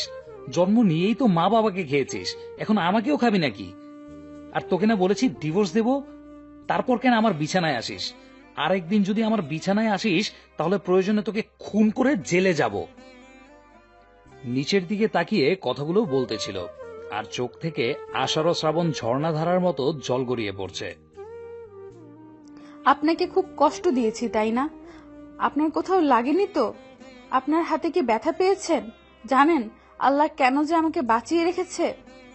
ছোটবেলার অনাথ আশ্রমে বড় হয়েছি, দেখিনি মায়ের মুখ। মা ডাকটাও কখনো ডাকতে পারিনি বাবার কাছে আবদারের সুরে কিছু চাইতে। কখনো বাবার কাছে চড়ে ঘুরতে পারিনি, পারবই বা কিভাবে? বাবাকে তো কখনো দেখিনি। আর এখন আসছি আপনাকে জ্বালাতে। জানেন আত্মহত্যা মহাপাপ, সেজন্যই হয়তো বেঁচে আছি, তা না হলে কখনোই আপনার পথের কাটা হতাম না। আপনার বাড়ির দাসী করে রেখে দিয়েন, পারিশ্রমিক হিসাবে সকাল বিকাল এভাবে থাপ্পড় দিয়েন, তবুও তো দাসী হয়ে আপনার হাতের স্পর্শটা পাবো। পিচ্চিটার কথা শুনে নিজের কাছেই খুব খারাপ লাগছে। এভাবে মারাটা ঠিক হয়নি। সবচেয়ে খারাপ লাগছে যখন দেখলাম পিচ্চিটার ঠোঁট কেটে রক্ত পড়ছে। পরের দিন মা বাবা জান্নাতকে নিয়ে নানি বাড়ি চলে গেলে সাথীকে ফোন দিলে সাথী বাড়িতে আসে। এদিকে সাথী আজ পিঙ্ক কালারের একটা শাড়ি পরেছে, হালকা লিপস্টিকের সাথে চুলগুলো ছেড়ে দিয়েছে। সাথী আসলেই সাথীকে নিয়ে বেডরুমে ঢুকে পড়ি। কথা অবাক নয়নে তাকিয়ে আছে, চোখটা ছলছল করছে, মনে হচ্ছে কখন জানি বৃষ্টি নামবে। কি হলো, দরজায় দাঁড়িয়ে আছো কেন? আজ তুমি জান্নাতের রুমে থাকবে, আর আজ রাতে আমাদের এই রুমে আসবে না বিরক্ত করতে। আর হ্যাঁ, আমাদের দুজনের জন্য খাবার দিয়ে যেও। এদিকে কথা আমার মুখের দিকে তাকিয়ে মাথা নাড়িয়ে হ্যাঁ সূচক জবাব দিল। কথা চলে গেল। সাথে এসে জড়িয়ে ধরে বলতে থাকে, কবে যে পাবো তোমার সারা জীবনের জন্য? কবে তোমার বুকে মাথা রেখে ঘুমাবো? এদিকে আমার হাতটা সাথের স্পর্শকাতর জায়গায়। সাথের নিঃশ্বাস ভারী হয়ে আসছে। ঠোঁট জোড়া সাথীর ঠোঁট জোড়াকে আবদ্ধ করে ফেলবে ঠিক তখনই কথা খাবার নিয়ে রুমে ঢুকে পড়ে, কোনো প্রকার নক না করে। আমি সাথীকে ছেড়ে দেই। কথার দিকে তাকিয়ে বুঝতে পারলাম কাঁদছে। কথা ভাবেনি আমি এতটা নিচে নেমে যাব, কিন্তু কথা জানতো না আমার কলিজার টুকরা হচ্ছে সাথী। সাথী আমার জীবন মরণ, আমার ভালোবাসা। আমার ভালোবাসা সব সাথীর জন্য। কথা খাবার রেখে চলে গেল। চোখ দিয়ে পানি পড়ছে দেখা গেল কথার। এদিকে সাথীর সাথে গল্প করতে করতে কখন যে আমি আর সাথী ঘুমিয়ে যাই খেয়াল নেই। সাথীর সাথে ফিজিক্যালি রিলেশন করতে চাইলেও সাথী বিয়ের পরের কথা বলে। আমরা সিদ্ধান্ত নিয়েছি 1 সপ্তাহ পর বিয়ে করব, তাই আর জোর করিনি। এদিকে মাঝরাতে কারো চাপা কান্নার আওয়াজে ঘুম ভেঙে যায়। চোখ খুলতেই দেখি সাথী আমার বুকে। সাথীকে বুক থেকে সরিয়ে কান্নার আওয়াজ কোথা থেকে আসছে তা দেখার জন্য রুমের বাইরে বের হতেই যা দেখলাম তা দেখার জন্য একেবারেই প্রস্তুত ছিলাম না। কথা জায়নামাজে বসে আছে, দেখে মনে হচ্ছে মোনাজাত ধরে আছে। মাঝে মাঝে ফুপিয়ে কান্নার আওয়াজ আসছে রুম থেকে। আমি আরেকটু কাছে যেতেই শুনলাম কথা বলছে, হে আল্লাহ, আমার পরম করুণাময় আল্লাহ তাআলা, তোমার দরবারে দুটি হাত তুলে ধরেছি। আল্লাহ, শুনেছে মাঝরাতে নাকি তুমি প্রথম আসমানে এসে বান্দাদের ফরিয়াদ শুনো। আচ্ছা আল্লাহ, এতিম বলে কি আমার ফরিয়াদ শুনবে না? জানো আল্লাহ, দুনিয়াতে মানুষ কষ্ট পেলে মা বাবাকে বলে, তুমি তো আমার মা বাবাকে উঠিয়ে নিয়েছো। তুমি ছাড়া যে আসমানের উপরে জমিনের নিচে কেউ নেই আমার। শুনতে পাচ্ছ কি তুমি আমার কথা? দুনিয়াতে সন্তান কান্না করে দিলে মা দৌড়ে আসে, সন্তানকে বুকে তুলে নিয়ে গালে মুখে চুমু দিয়ে বলে, কি হয়েছে? আমার লোককে শোনা কাঁদে না। হে আল্লাহ, তুমি তো দুনিয়ার মায়েদের চেয়ে লাখো কোটি গুণ তোমার বান্দাদের বেশি ভালোবাসো। তুমি তো সব দেখো। হে মাবুদ, আমার স্বামী আজ অন্যের বুকে শুয়ে আছে, আমার কলিজাটা ফেটে যাচ্ছে। আল্লাহ, আমার মা বাবাকে তুমি তোমার কাছে নিয়ে নিলে, আমায় কেন রেখেছো? আমাকে কষ্ট দিতে তোমার যদি ভালো লাগে দাও, আরো কষ্ট দাও। আল্লাহ, আমি যে আর সইতে পারছি না। একজন পতিতা নারীও তার স্বামীর ভাগ অন্য কাউকে দিবে না, আর আমি এতটাই অভাগী, জন্ম নেওয়ার পর না পেলাম মা বাবার ভালোবাসা, না পেলাম স্বামীর ভালোবাসা। আজ আমার স্বামী আমাকে বের করে দিয়ে অন্য মেয়ের সাথে রাত্রি যাপন করছে। হে আল্লাহর, কত কাঁদবো? কত কাঁদলে তোমার রহমতের সাগরে টান লাগবে? আর কত অশ্রু বিসর্জন দিলে তোমার আরশ কুরসি কেঁপে উঠবে? কত কাঁদলে তোমার রহমত আর রহিম নামের দয়ার সাগর টান লাগবে? তুমি না বলেছো এতিমদের অভিভাবক তুমি? তুমি না বলেছো যার কেউ নেই তার তুমি আছো? আল্লাহ, এতিম মানুষের চোখের পানি তোমার দেখতে কি খুব বেশি ভালো লাগে? আর যে আমি পারছি না। হে রহিম রহমান, আমার আল্লাহ, আমার স্বামীকে আমার করে দাও। আমার স্বামীকে তোমার জান্নাতে নিয়ে একসাথে থাকতে চাই। ও আমার আল্লাহ, তোমার এতিম গুনাহগার বান্দি কাঁদে, তুমি দেখো না গো আল্লাহ। কষ্ট দিবে দাও, আরো দাও। আমার স্বামীকে আলাদা করে দিও না। আমার বেঁচে থাকার অবলম্বন কেড়ে নিও না। হে আল্লাহ, আমার স্বামী আমাকে এত মারে, এত কষ্ট দেয়। তুমি তো দেখেছো, আমাকে 3 বার থাপ্পড় দিয়েছে, 3 বারই আমার ঠোঁট কেটে রক্ত বাহির হয়ে গেছে। ও আমার আল্লাহ, তুমি আমার স্বামীর উপর গজব দিও না। আল্লাহ, আমি কিন্তু খুশি আছি, তবুও তুমি রাগ করো না। আমাকে মেরেছে আল্লাহ, তোমায় কিন্তু মারেনি আল্লাহ। আমি কিন্তু খুশি আছি, তুমি রাগ করো না। আমার স্বামীকে তুমি হেদায়েত দাও। আল্লাহ, তুমি আমার স্বামীকে হেদায়েত দাও, গজব দিও না। আমার স্বামীর বুকে শেষ নিঃশ্বাস ত্যাগ করার তৌফিক দান করো। তোমার এতিম গুনাহগার বান্দি এই ফরিয়াদ রেখে তোমার দরবার থেকে হাত নামাচ্ছে আল্লাহ, আমিন। এদিকে দরজার ওপাশ থেকে কথার মোনাজাত শুনে নিজের অজান্তে চোখের পানি এসে গেল। পেছন দিকে তাকিয়ে দেখি সাথী। তুমি এখানে? আর আমি সারা বাড়ি তোমায় খুঁজতেছি। কথাটা বলে সাথী কান্না করে দিয়ে বলল, কখনো আমায় ছেড়ে যাবে না তো?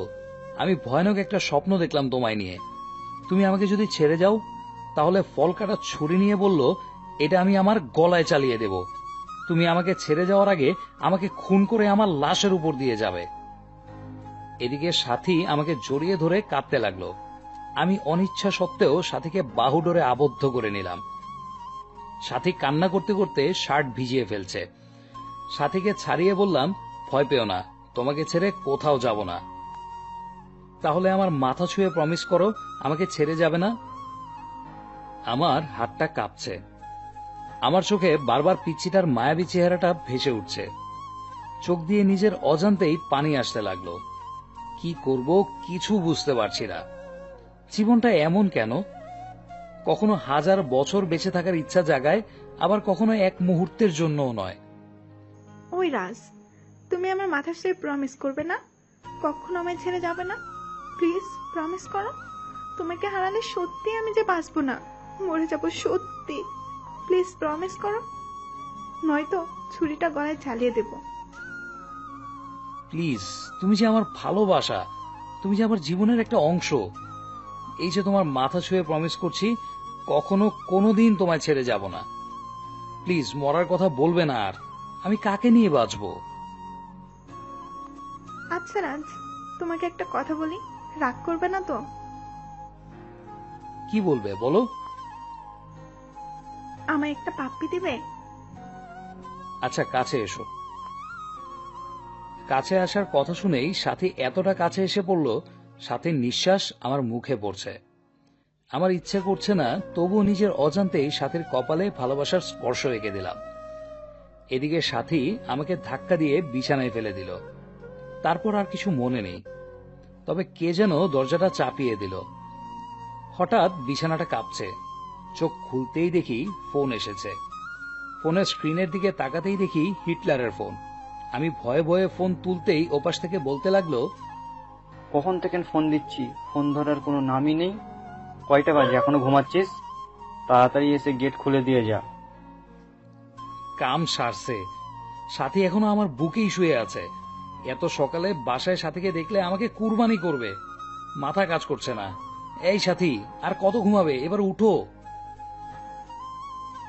বাবু, আর একটু ঘুমাই। উঠবা তুমি, তাড়াতাড়ি উঠো। সাথী চোখ কচলিয়ে কচলিয়ে উঠে বলল, কি হয়েছে? আমি বললাম, বাবা এসেছে, বাহিরে দাঁড়িয়ে আছে, কুরবানি করবে আজ আমাদের। এখন কি হবে? যা হবার হবে। বুক থেকে সরো, শাড়িটা পরে নাও। সাথী শাড়িটা ঠিক করে রুমের বাইরে এলো। আমি ভয়ে ভয়ে বাসার গেট খুলতেই বাবা বলল, গেট খুলতে এত সময় লাগে? আর ওই মেয়ে এখানে কেন? কেন এসেছি এত সকালে? আমি কি বলবো ভেবে পাচ্ছি না, খুব ভয় হচ্ছে। হঠাৎ কথা বলতে লাগলো, বাবা সাথী আমার বান্ধবী, এদিক দিয়ে যাচ্ছিল আর আমাকে ফোন দিলে আমি আসতে বলি। বাসায় আসার পর দেখি রাজার সাথী পূর্ব পরিচিত। সাথী, তুমি কিছু মনে করো না। রাজের বাবা এমনই, সবকিছু সন্দেহের চোখে দেখে। আন্টি, আমি কিছু মনে করিনি। আমার আজ তারা আছে, এখন তাহলে উঠি, অন্যদিন আবার আসবো। সাথী কথাটা বলে চলে গেল। সাথী চলে গেলে কথাকে ছোট্ট করে ধন্যবাদ দিলাম। কথা করুণ দৃষ্টিতে আমার দিকে তাকালো। কথার কলেজে ক্লাস শুরু হয়েছে। কথাকে বাবা কলেজে দিয়ে আসতে বলল। বাবার কথা মতো কথাকে কলেজে নিয়ে যাওয়ার জন্য বের হলে সাথী ফোন দেয় এবং বলে কথাকে গাড়ি করে যেন কলেজে পাঠাই। সাথীর কথা মতো তাই করলাম। দুপুরে বসে আছি, হঠাৎ কথার নাম্বার থেকে ফোন আসলো। আমি ফোনটা ধরতেই ওপাশ থেকে অপরিচিত কণ্ঠে কেউ একজন বলল, ফোনটা যার, তিনি দুর্ঘটনায় মারা গেছে। লাস্ট ডায়ালে আপনার নাম্বারটা ছিল। প্লিজ, মেয়েটি যদি আপনার পরিচিত হয়ে থাকে তাহলে শেরপুর সরকারি হসপিটালে আসুন। কথাটা শুনে কিছুক্ষণের জন্য পাথর হয়ে গিয়েছিলাম। কি থেকে কি হয়ে গেল? হসপিটালে গিয়ে দেখি মাথাটা কেমন থেতলে গেছে, নাক দিয়ে রক্ত বের হয়ে আছে, মুখটা অনেক মায়াবী লাগছে। আজ কেন জানি বুকটা ফেটে কান্না আসছে। আজ তো আমার সুখের দিন, আমার পথের কাঁটা দুনিয়া থেকে বিদায় নিয়েছে, তবে কেন এত কষ্ট হচ্ছে? মনে হচ্ছে প্রাণটা দেহ থেকে বের হয়ে যাচ্ছে। হে আল্লাহ, ভালোবাসা পাওয়ার জন্য নিজের স্ত্রীকে খুন করে ফেললাম। কিছুক্ষণ পর বাবা মা আসলো, তারাও কাঁদছে। বাবা সবচেয়ে বেশি কাঁদছে। আজ কথার দাফন। কথার লাশটা কাঁধে নিয়েছি, মনে হচ্ছে কলিজাতে কেউ ছুরি চালিয়ে দিয়েছে। দূরে সাথীকে দাঁড়িয়ে থাকতে দেখলাম, সাথীও আজ কাঁদছে, আকাশ বাতাস আজ কাঁদছে মনে হচ্ছে। কথাকে দাফন করে আসলাম। সাথী আমাকে নির্জনে ডেকে নিয়ে অনেক কান্না করলো, ক্ষমাও চাইলো। সরাসরি আমার পায়ে পড়ে বলতে লাগলো, রাজ, আমাদের ভালোবাসার জন্য একটা নিষ্পাপ জীবনকে হত্যা করে ফেললাম। আমি সাথীকে সান্ত্বনা দেওয়ার জন্য বললাম, তুমি কিছু অন্যায় করনি, যদিও বা করে থাকো সব তোমার ভালোবাসাকে পাওয়ার জন্য। সাথী চলে গেল। কথার ছায়া মনে হয় প্রতিনিয়ত আমার পাশে ঘুরে, কেমন যেন উদাসীন লাগে। আজকে ভাবলাম সাথীর কাছে যাই, এভাবে আর পারছি না।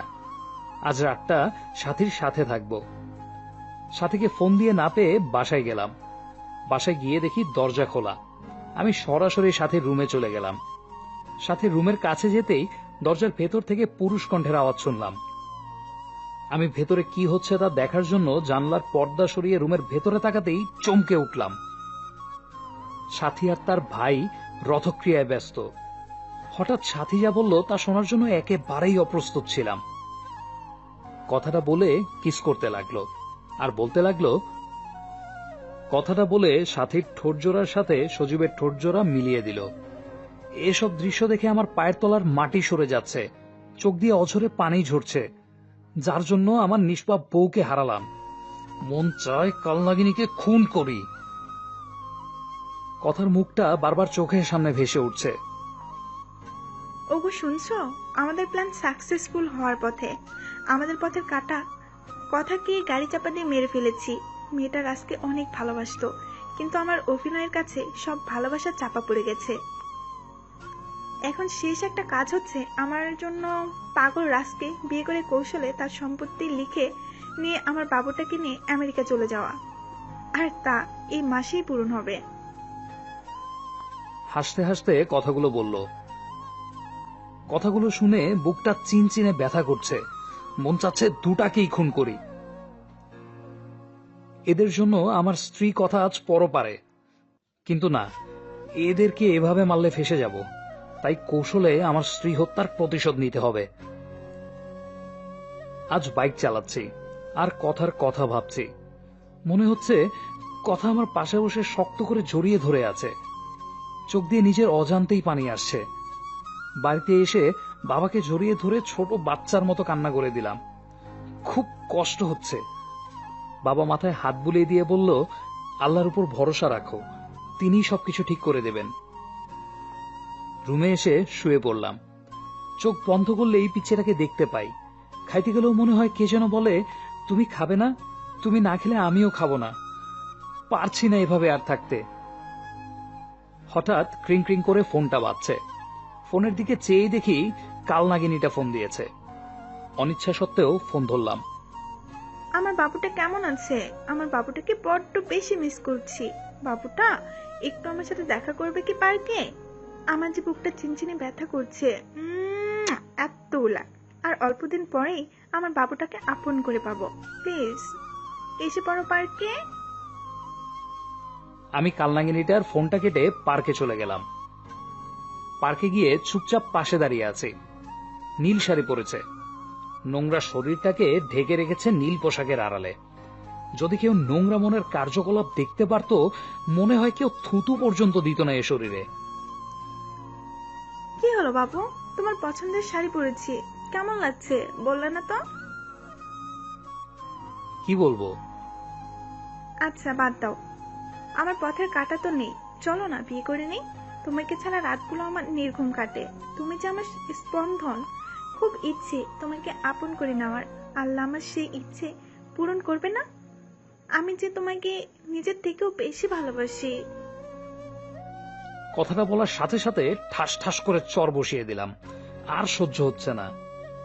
এই তুই আমাকে ভালোবাসিস, তাহলে সজীবকে?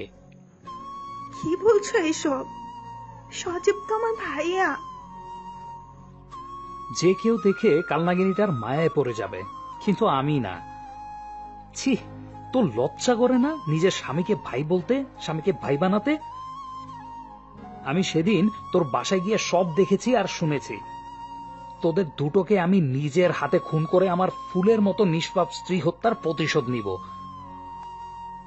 পিছন দিকে তাকাতেই দেখি সজীব মোবাইল ফোনে সাথী আর আমার হোটেল রুমের ভিডিও এবং বাসার ভিডিও তুলে রেখেছে। এসব দেখে নিজেকে আর কন্ট্রোল করতে পারছি না, ফোনটা আছাড় দিয়ে ভেঙে ফেললাম। বাবু, খুব রাগ করছো? এমন হাজারো ভিডিও আছে। বাবু, রাগ করে না। আগামী সপ্তাহে আমাদের বিয়ে।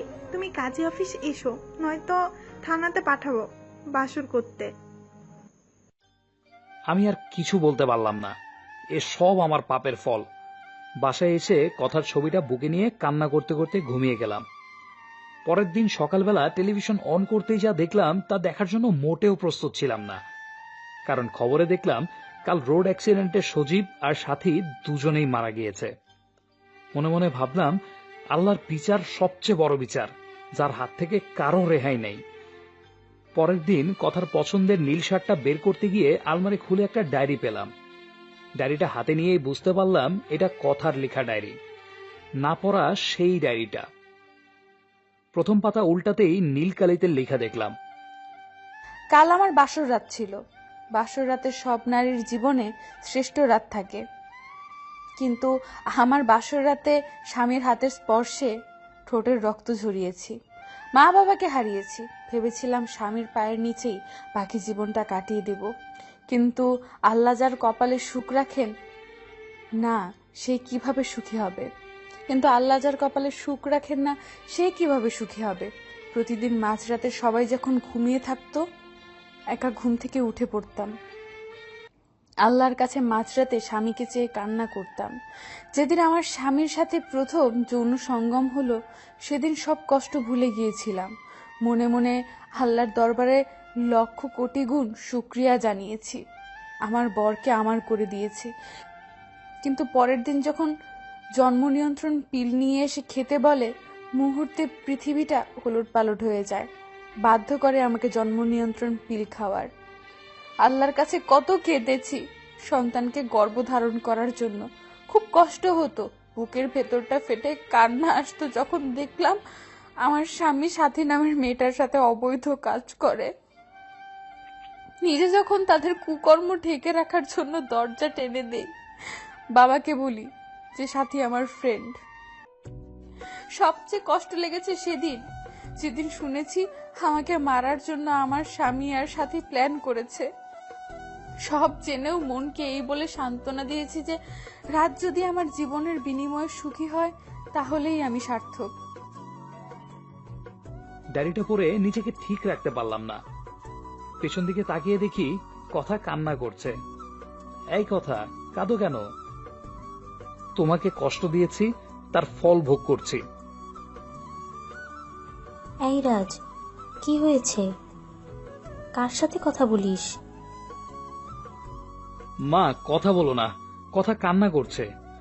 ওকে আমি না খুব কষ্ট দিয়েছি মা। মা বাবাকে নিয়ে হসপিটালে নিয়ে গেল।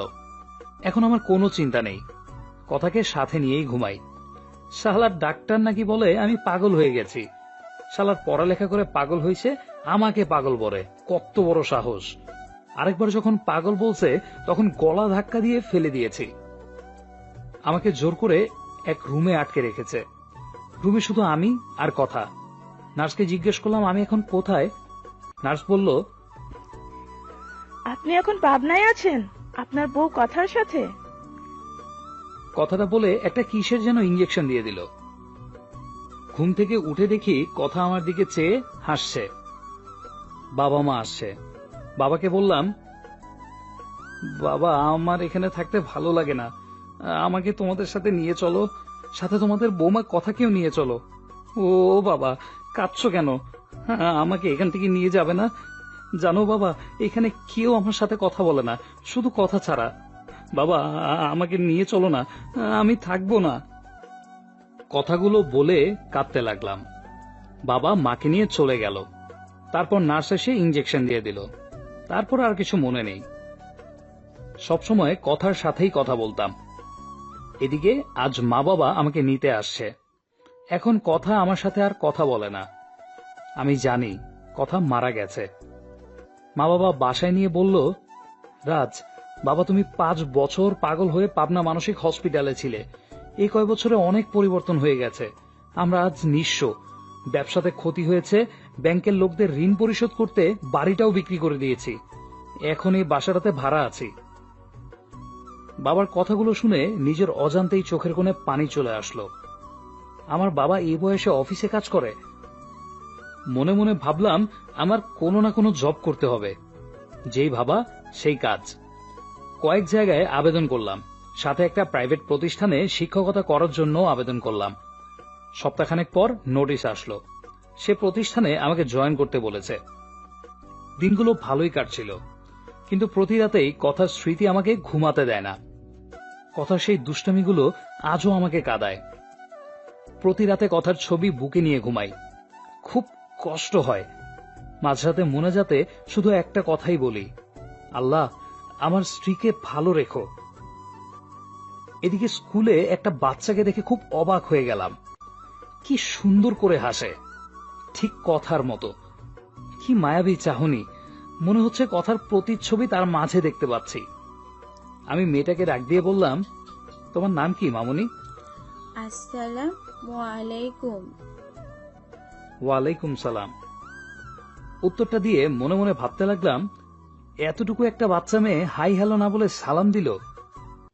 আপনি কি জানেন না, কারোর সাথে কথা বলতে হলে প্রথমে সালাম দিয়ে শুরু করতে হয়? আমার নাম হলো তানিশা কারিমা রাইসা। নামটা শুনে বুকটা কেমন কেঁপে উঠল। আপনি আমার নতুন টিচার? হ্যাঁ মামুনি, আমি তোমাদের নতুন টিচার।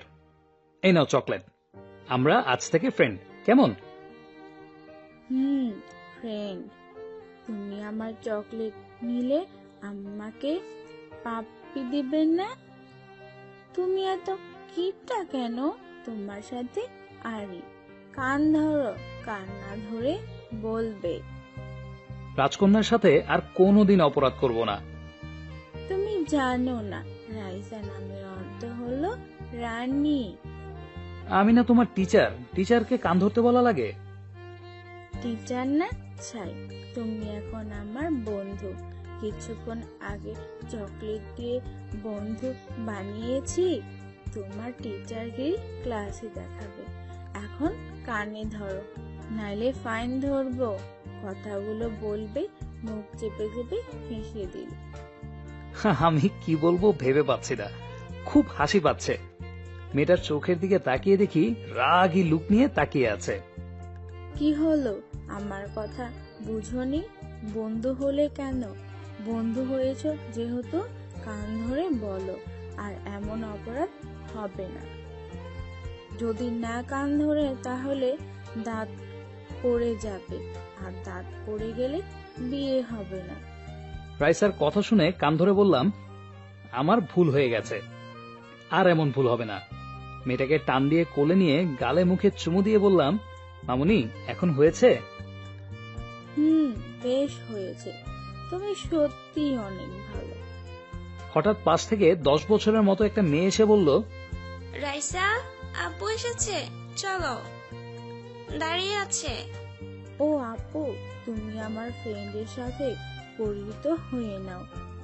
এই যে স্যার, এটা আমার আপু রিচি। রিচি আপু, আমার স্যারের সালাম দাও। আসসালামু আলাইকুম, আমি রিচি। স্যার, আজকে আসি। হঠাৎ দেখি একটা ভদ্রলোক এসে রাইসাকে কোলে নিল।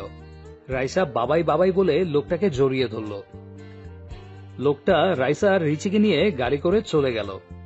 মনে মনে ভাবলাম, আর যদি কথা বেঁচে থাকতো তাহলে আমাদের সন্তানটা ঠিক এতটুকু বড়ই হতো। নিজের অজান্তেই চোখের পাতাটা ভিজে উঠল। কথার চাঁদমুখটা ভেসে উঠছে স্মৃতিপটে। এদিকে বাসায় এসে দেখি বাবা অসুস্থ। বাবাকে নিয়ে হসপিটালে গেলাম। ডাক্তারের রুমে গিয়ে সেই লোকটাকে দেখলাম কেমন বিচলিত ভঙ্গিতে বসে আছে। ডাক্তার লোকটিকে বলল, রফিক সাহেব, যদি ও নেগেটিভ রক্ত না পাওয়া যায় 4 ঘন্টার ভেতর, তাহলে আপনার মেয়েকে বাঁচানো সম্ভব না। এদিকে আমি একজন ডাক্তারকে নিয়ে বাবাকে দেখালাম। ডাক্তার বলল, তেমন কিছু না, প্রেশারটা একটু বেড়েছে। বাবার বেড থেকে বের হয়ে পাশের বেডের দিকে তাকাতেই বুকটা কেমন যেন হু হু করে কেঁদে উঠল। কি মায়াবী মুখটা, কেমন যেন অন্ধকারে ঢাকা পড়ে গেছে। মুখে অক্সিজেন মাস্ক লাগানো, মনে হচ্ছে আমার নিজের আপন কেউ। কেন এতটা কষ্ট হচ্ছে মেয়েটাকে দেখে, বুকের ভেতরে চিনচিনে ব্যথা করছে। ডাক্তারের রুমে গিয়ে বললাম, মেয়েটার কি হয়েছে? পাশ থেকে লোকটি বলল, কথাটা বলে কেঁদে দিল। এদিকে এক নার্স এসে বলল, স্যার, ঢাকার আশেপাশে প্রায় সব ব্লাড ব্যাংকে খবর নিয়েছি, কিন্তু কোথাও রক্ত পাওয়া গেল না। এদিকে পেশেন্টদের অবস্থাও ভালো না, জানি না কি হবে। নার্সের কথাটা শুনে রফিক সাহেব কেঁদে দিলেন। আমার কেন জানি কথাগুলো শুনে খুব কষ্ট হচ্ছে। আমি ডাক্তার সাহেবকে বললাম, ডাক্তার সাহেব, আমি রক্ত দেব, আমার রক্তের গ্রুপ ও নেগেটিভ। ডাক্তার তাড়াহুড়া করে আমায় নিয়ে শুইয়ে দিলেন। 2 ব্যাগ রক্ত নিয়ে রাইসাকে দিল। আমি কিছুক্ষণ শুয়ে থেকে বাবার কাছে চলে আসলাম। পরের দিন বাবাকে নিয়ে বাসায় ফিরি। হসপিটাল থেকে আসার সময় রাইসার বেডের দিকে তাকিয়ে দেখি একটা মেয়ে রাইসাকে জড়িয়ে ধরে আছে। মনে হচ্ছে এইটাই রাইসার মা, কিন্তু মানুষটাকে খুব পরিচিত লাগছে। এক ধ্যানে তাকিয়ে আছে মেয়েটার দিকে। বাবার কথা শুনে খানিকটা চমকে বললাম, চলো বাবা। বাবাকে নিয়ে বাসায় আসার পর বিছানায় গাটা এলিয়ে দেয়। পরের দিন হঠাৎ কে যেন দরজা নক করছে। আমি দরজা খুলতেই আমার মাথাটা ঘুরতে লাগলো, পা দুটো কাঁপছে। কথা, তুমি বেঁচে আছো? হ্যাঁ, বেঁচে আছি। তুমি কিভাবে ভেবেছিলে আমি মরে গেছি? যাকে আল্লাহ বাঁচায় তাকে কেউ রক্ষা করতে পারে না। কিন্তু কিন্তু আমি যে স্পষ্ট দেখেছি সেটা তুমি রোড অ্যাক্সিডেন্টে মারা গিয়েছো। তুমি ভুল দেখেছো। তুমি জানো না এই পৃথিবীতে একজন মানুষের ন্যায় আরো 7 জন মানুষ রয়েছে। আচ্ছা বাদ দাও, এই নাও আমার বিয়ের কার্ড। তুমি কিন্তু আসবেই, আঙ্কেল আন্টির সাথে জান্নাতকেও নিয়ে আসবে। কথা, আমি তোমাকে ভালোবাসি, বড্ড বেশি ভালোবাসি। আমি আমার ভুল বুঝতে পেরেছি, প্লিজ আমাকে ক্ষমা করে দাও। তোমাকে ছাড়া সত্যি বাঁচবো না, প্লিজ ছেড়ে যেও না আমায়, প্লিজ। আমার বুক থেকে তোমাকে কেউ আর কেড়ে নিতে পারবে না। কান্না করে দিয়ে কথাগুলো বললাম। চোখ থেকে টুপটাপ করে পানি পড়ছে। নিজের অজান্তে কথার হাতটা ধরে ফেললাম। ঠাস ঠাস করে চর বসিয়ে দিল কথা আমার গালে। হঠাৎ কি যেন পড়া শব্দে ঘুম ভেঙে যায়। ফ্লোরের দিকে চেয়ে দেখি বুক থেকে কথার ছবিটা পড়ে ভেঙে গিয়েছে। গলাটা শুকিয়ে গেছে। টেবিল থেকে এক গ্লাস পানি খেয়ে এসে বিছানায় ধপ করে বসে পড়লাম। আমি বুঝতে পারলাম আমি কথাকে নিয়ে বাজে স্বপ্ন দেখেছি। কথার মুখটা বারবার ভেসে উঠছে। কয়েকদিন পর স্কুলে গিয়ে দেখি রফিক সাহেব বসে আছে। আপনাকে আজ আমাদের বাড়িতে দাওয়াত, সন্ধ্যায় আসবেন। আজ আমাদের রাইসার 5ম জন্মবার্ষিকী। রফিক সাহেব কথাটা বলে বাড়ির ঠিকানা দিয়ে চলে গেল। এদিকে সন্ধ্যায় ঠিকানা দেওয়া বাসায় গিয়ে নক দিলাম। একটা কাজের মেয়ে দরজা খুলে দিল। বাসাটা খুব সুন্দর করে সাজানো। রাইসা দৌড়ে এসে আমায় জড়িয়ে ধরল। খুব সুন্দর লাগছে। মেয়েটাকে কোলে নিয়ে গালে মুখে চুমু দিয়ে বুকে জড়িয়ে নিলাম। অজানা এক প্রশান্তি মনে হচ্ছে ছুঁয়ে গেল। বাড়িতে প্রায় আমাদের স্কুলের সব টিচারদের দাওয়াত করা হয়েছে। হঠাৎ সিঁড়ি দিয়ে কাউকে নামতে দেখে থমকে গেলাম। নীল রঙের চশমাটা খুলে মুছে আবার চোখে পড়লাম। বুকের স্পন্দন বেড়ে যাচ্ছে। কারণ এ তো অন্য কেউ না, কথা। এটা কিভাবে সম্ভব? যাকে নিজ হাতে দাফন করেছি, যার চাঁদ মুখটা এখনো ভেসে ওঠে, কিন্তু কথা আবার বেঁচে আছে। কথার দিকে তাকিয়ে পলক ফেলতে পারছি না। নিজের অজান্তেই কথার নাম ধরে ডাকতে গিয়ে গলাটা কেমন যেন ধরে এলো অন্যদিকে। পাশ থেকে কে যেন বলে উঠল, তানিয়া, তোমার সাজতে এত লেট হয় কেন? কখন থেকে সবাই অপেক্ষা করছি। আমি কিছু ভাবতে পারছি না। এদিকে রফিক সাহেব কথার হাত ধরে নামাচ্ছে। কথার সাথে কয়েকবার চোখাচোখি হয়েছে, কিন্তু কোনো কথা হয়নি। এদিকে রাইসার জন্মদিনের কেক কাটার পর কাঁধে কারো হাতের স্পর্শ পেলাম। পিছন দিকে তাকাতেই দেখি কথা। আসসালামু আলাইকুম, আমি তানিয়া রেজওয়ানা রফিক। ওয়ালাইকুম সালাম, কেমন আছেন? জি ভালো। আপনার কাছে অনেক কৃতজ্ঞ। আপনি আমাদের কলিজার টুকরাকে রক্ত দিয়ে বাঁচিয়েছেন। রাইসার আব্বুর কাছ থেকে আপনার কথা শুনেছি। আপনি কি বিয়ে করেছেন? একদিন ম্যাডামকে নিয়ে বেড়াতে আসবেন। আমি কি বলবো বুঝতে পারছি না। এটা আমার কথা নয়, কিন্তু মনে হচ্ছে এটাই আমার ভালোবাসার মানুষ, আমার স্ত্রী। কিছু ভাবতে পারছি না, বুকটা ফেটে যাচ্ছে। আসার সময় বাড়ির গেট পর্যন্ত রাইসা আর তার মা এগিয়ে দিয়ে গেল। বাসায় এসে কথার স্মৃতিগুলো ভাবতে লাগলাম। আমি জানি এটা কথা নয়, কিন্তু কেন যেন বারবার আমার মন বলছে এটাই কথা, এটাই আমার পিচ্চি বউ কথা। এখন প্রায় প্রায় তাদের বাসার নিচে দাঁড়িয়ে থাকি। প্রতিদিন কোথায় যেন যায় তানিয়া, যাকে আমার মন বলে এটা তানিয়া নয়, কথা। পরে খবর নিয়ে জানতে পারি অফিসে যায়, নিজের অফিস আছে। একদিন অফিসে যাওয়ার পথে কথার গাড়ি আটকে দাঁড়ালাম। গাড়ি দাঁড়া করাতেই বললাম, যদি কিছু না মনে করেন পার্কে গিয়ে বসতে পারি, আপনার সাথে কিছু কথা আছে। আচ্ছা চলেন। একটা পার্কে নিয়ে গাড়ি দাঁড় করালো। কিছু বলবেন? আমার যেতে হবে। একটা সত্যি কথা বলবেন? হুম। আমার মন বলছে তুমি তানিয়া না, আমার কথা। আমার মন বলছে প্লিজ মিথ্যা বলো না। আপনি কি ঠিক আছেন মিস্টার রাজ? আমি তানিয়া রেজওয়ানা রফিক। আপনার কথা কি বলছেন এসব? আপনি এসব বলতে এখানে এসেছেন? আমার ছি, লজ্জা করে না? আমি মিথ্যে বলছি না। এরপর কথার সাথে ঘটে যাওয়া সবকিছু বললাম। কি আশ্চর্য, আপনি কি আমাকে নাটকের স্ক্রিপ্ট শোনাচ্ছেন? প্লিজ, আমি জানি তুমি আমার কথা, তুমি আমার সাথে মিথ্যে বলছো। কি আশ্চর্য, আমার বিয়ে হয়েছে, বাচ্চাও আছে দুটা। প্লিজ কথা, তুমি আমার কথা বলো, তুমি মিথ্যে বলছো। আমার মন কখনো মিথ্যে বলে না। কথাটা বলে কথার হাতটা ধরে ফেললাম। কথা হাতটা ছাড়িয়ে ঠাস ঠাস করে চর বসিয়ে বলতে লাগলো, কিন্তু আপনাকে ভালো ভেবেছিলাম, কিন্তু আপনার যে চরিত্র খারাপ তা বোঝার বাকি রইল না। লজ্জা করে না অন্যের স্ত্রীর হাত ধরতে? আপনার কি বউ নেই? জানিনি আমার স্বামী আর দুটা মেয়ে আছে, তারপর আমাকে কেন বিরক্ত করেন? নির্ঘাত আমার মেয়ের জীবন বাঁচানোর জন্য আপনাকে লোক ডেকে অপমান করলাম না, নইলে আজ আপনাকে পুলিশে দিতাম। ছোট লোক নারীদের সম্মান করতে শেখেনি, জন্মের দোষ রয়েছে আপনার। কথাটা বলে জিভে কামড় দিল। এদিকে তানিয়া, যাকে কথা ভেবে নিজের অজান্তে হাতটা ধরে ফেলেছিলাম, কিন্তু সে তো আমার কথা না। নিজের প্রতি আজ প্রচন্ড ঘৃণা হচ্ছে। আজ আমার জন্য মা বাবা কথা শুনলো। সরি, আমি ঠিক এমনি বলতে চাইনি। না ঠিক আছে, বলবেন না কেন? আমি যে হতভাগা, নিজের স্ত্রীকে কত কষ্ট দিয়েছি, এতটা ভালোবাসা সত্ত্বেও তাকে দূরে সরিয়ে দিয়েছি।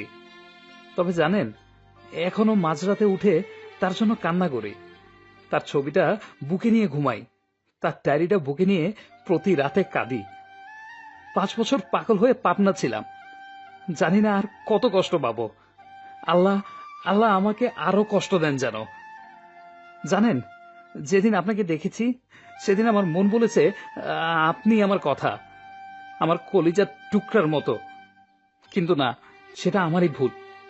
কারো মতো দেখতে বা কথা বলতে পারলেই সে যে আপন কেউ হবে তা তো কথা নয়। ক্ষমা করে দিবেন, ভালো থাকবেন। এই যে ডায়েরিটা, এখানে সব লেখা আছে।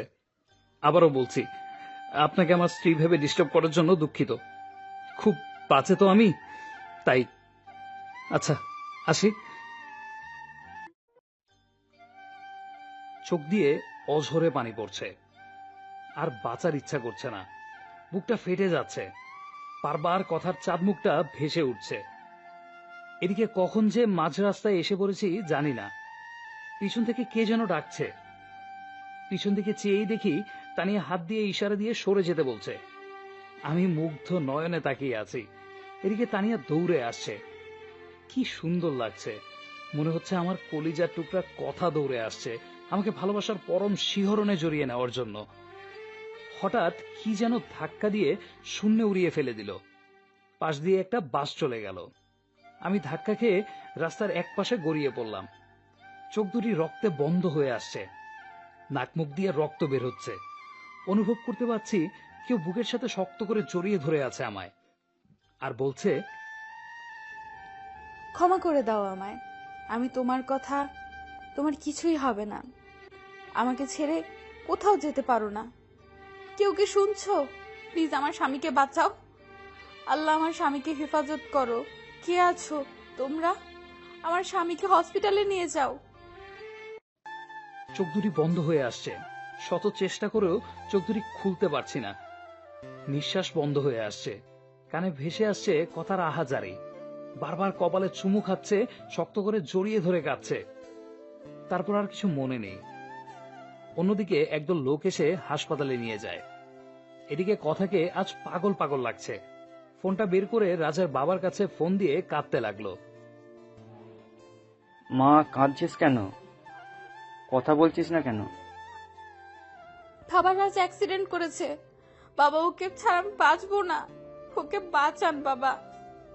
আমার মেয়েটার কি হবে বাবা? আপনি প্লিজ সদর হাসপাতালে আসেন।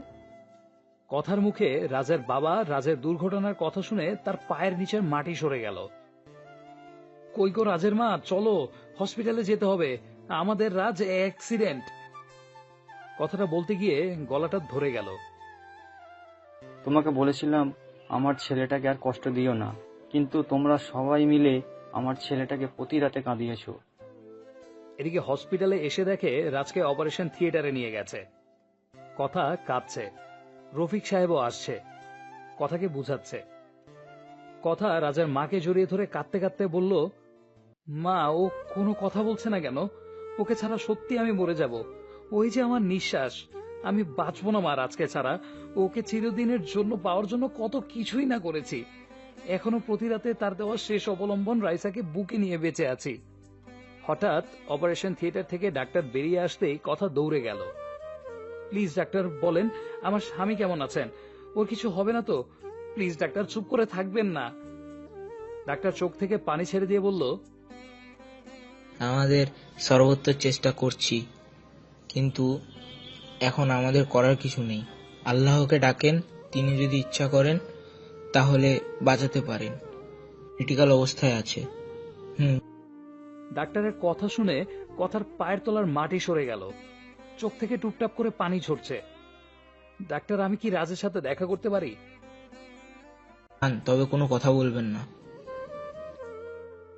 এদিকে কথা ডাক্তারের কথা মতো রাজের কেবিনে ঢুকতেই বুকটা হু হু করে কেঁদে দিল। সারা মুখ ব্যান্ডেজ করা, মুখে অক্সিজেন মাস্ক লাগানো, খুব কষ্ট লাগছে। কথার কাছে রাজার মায়াবী মুখটা বারবার ভেসে উঠছে। কথা কিছু না ভাবতে পেরে রাজার পা দুটি জড়িয়ে ধরে কাঁদতে লাগলো। কাঁদতে কাঁদতে বলল, রাজ প্লিজ আমায় ক্ষমা করে দাও, আমাকে ছেড়ে কোথাও যেও না, তোমার পায়ের নিচে থাকতে দিও। তোমার পায়ের নিচে যে আমার সব সুখ। আমি তোমাকে অনেক কষ্ট দিয়েছি, প্লিজ আমায় ছেড়ে দিও না। তুমি না বলেছো তোমার যদি কখনো মেয়ে হয় নাম রাইসা রাখবে? তুমি জানো না রাইসা তোমার আর আমার মেয়ে। জানো, তোমার মেয়ে জানে তুমি ওর বাবা। তোমাকে কতবার বাবা বলে বুকে জড়িয়ে নিতে চেয়েছিল, কিন্তু আমি তোমাকে বাবা বলে ডাকতে দেইনি। তুমি তোমার মেয়েকে বুকে জড়িয়ে নেবে না? ওই আমার জীবন, আমার বেঁচে থাকার অবলম্বন।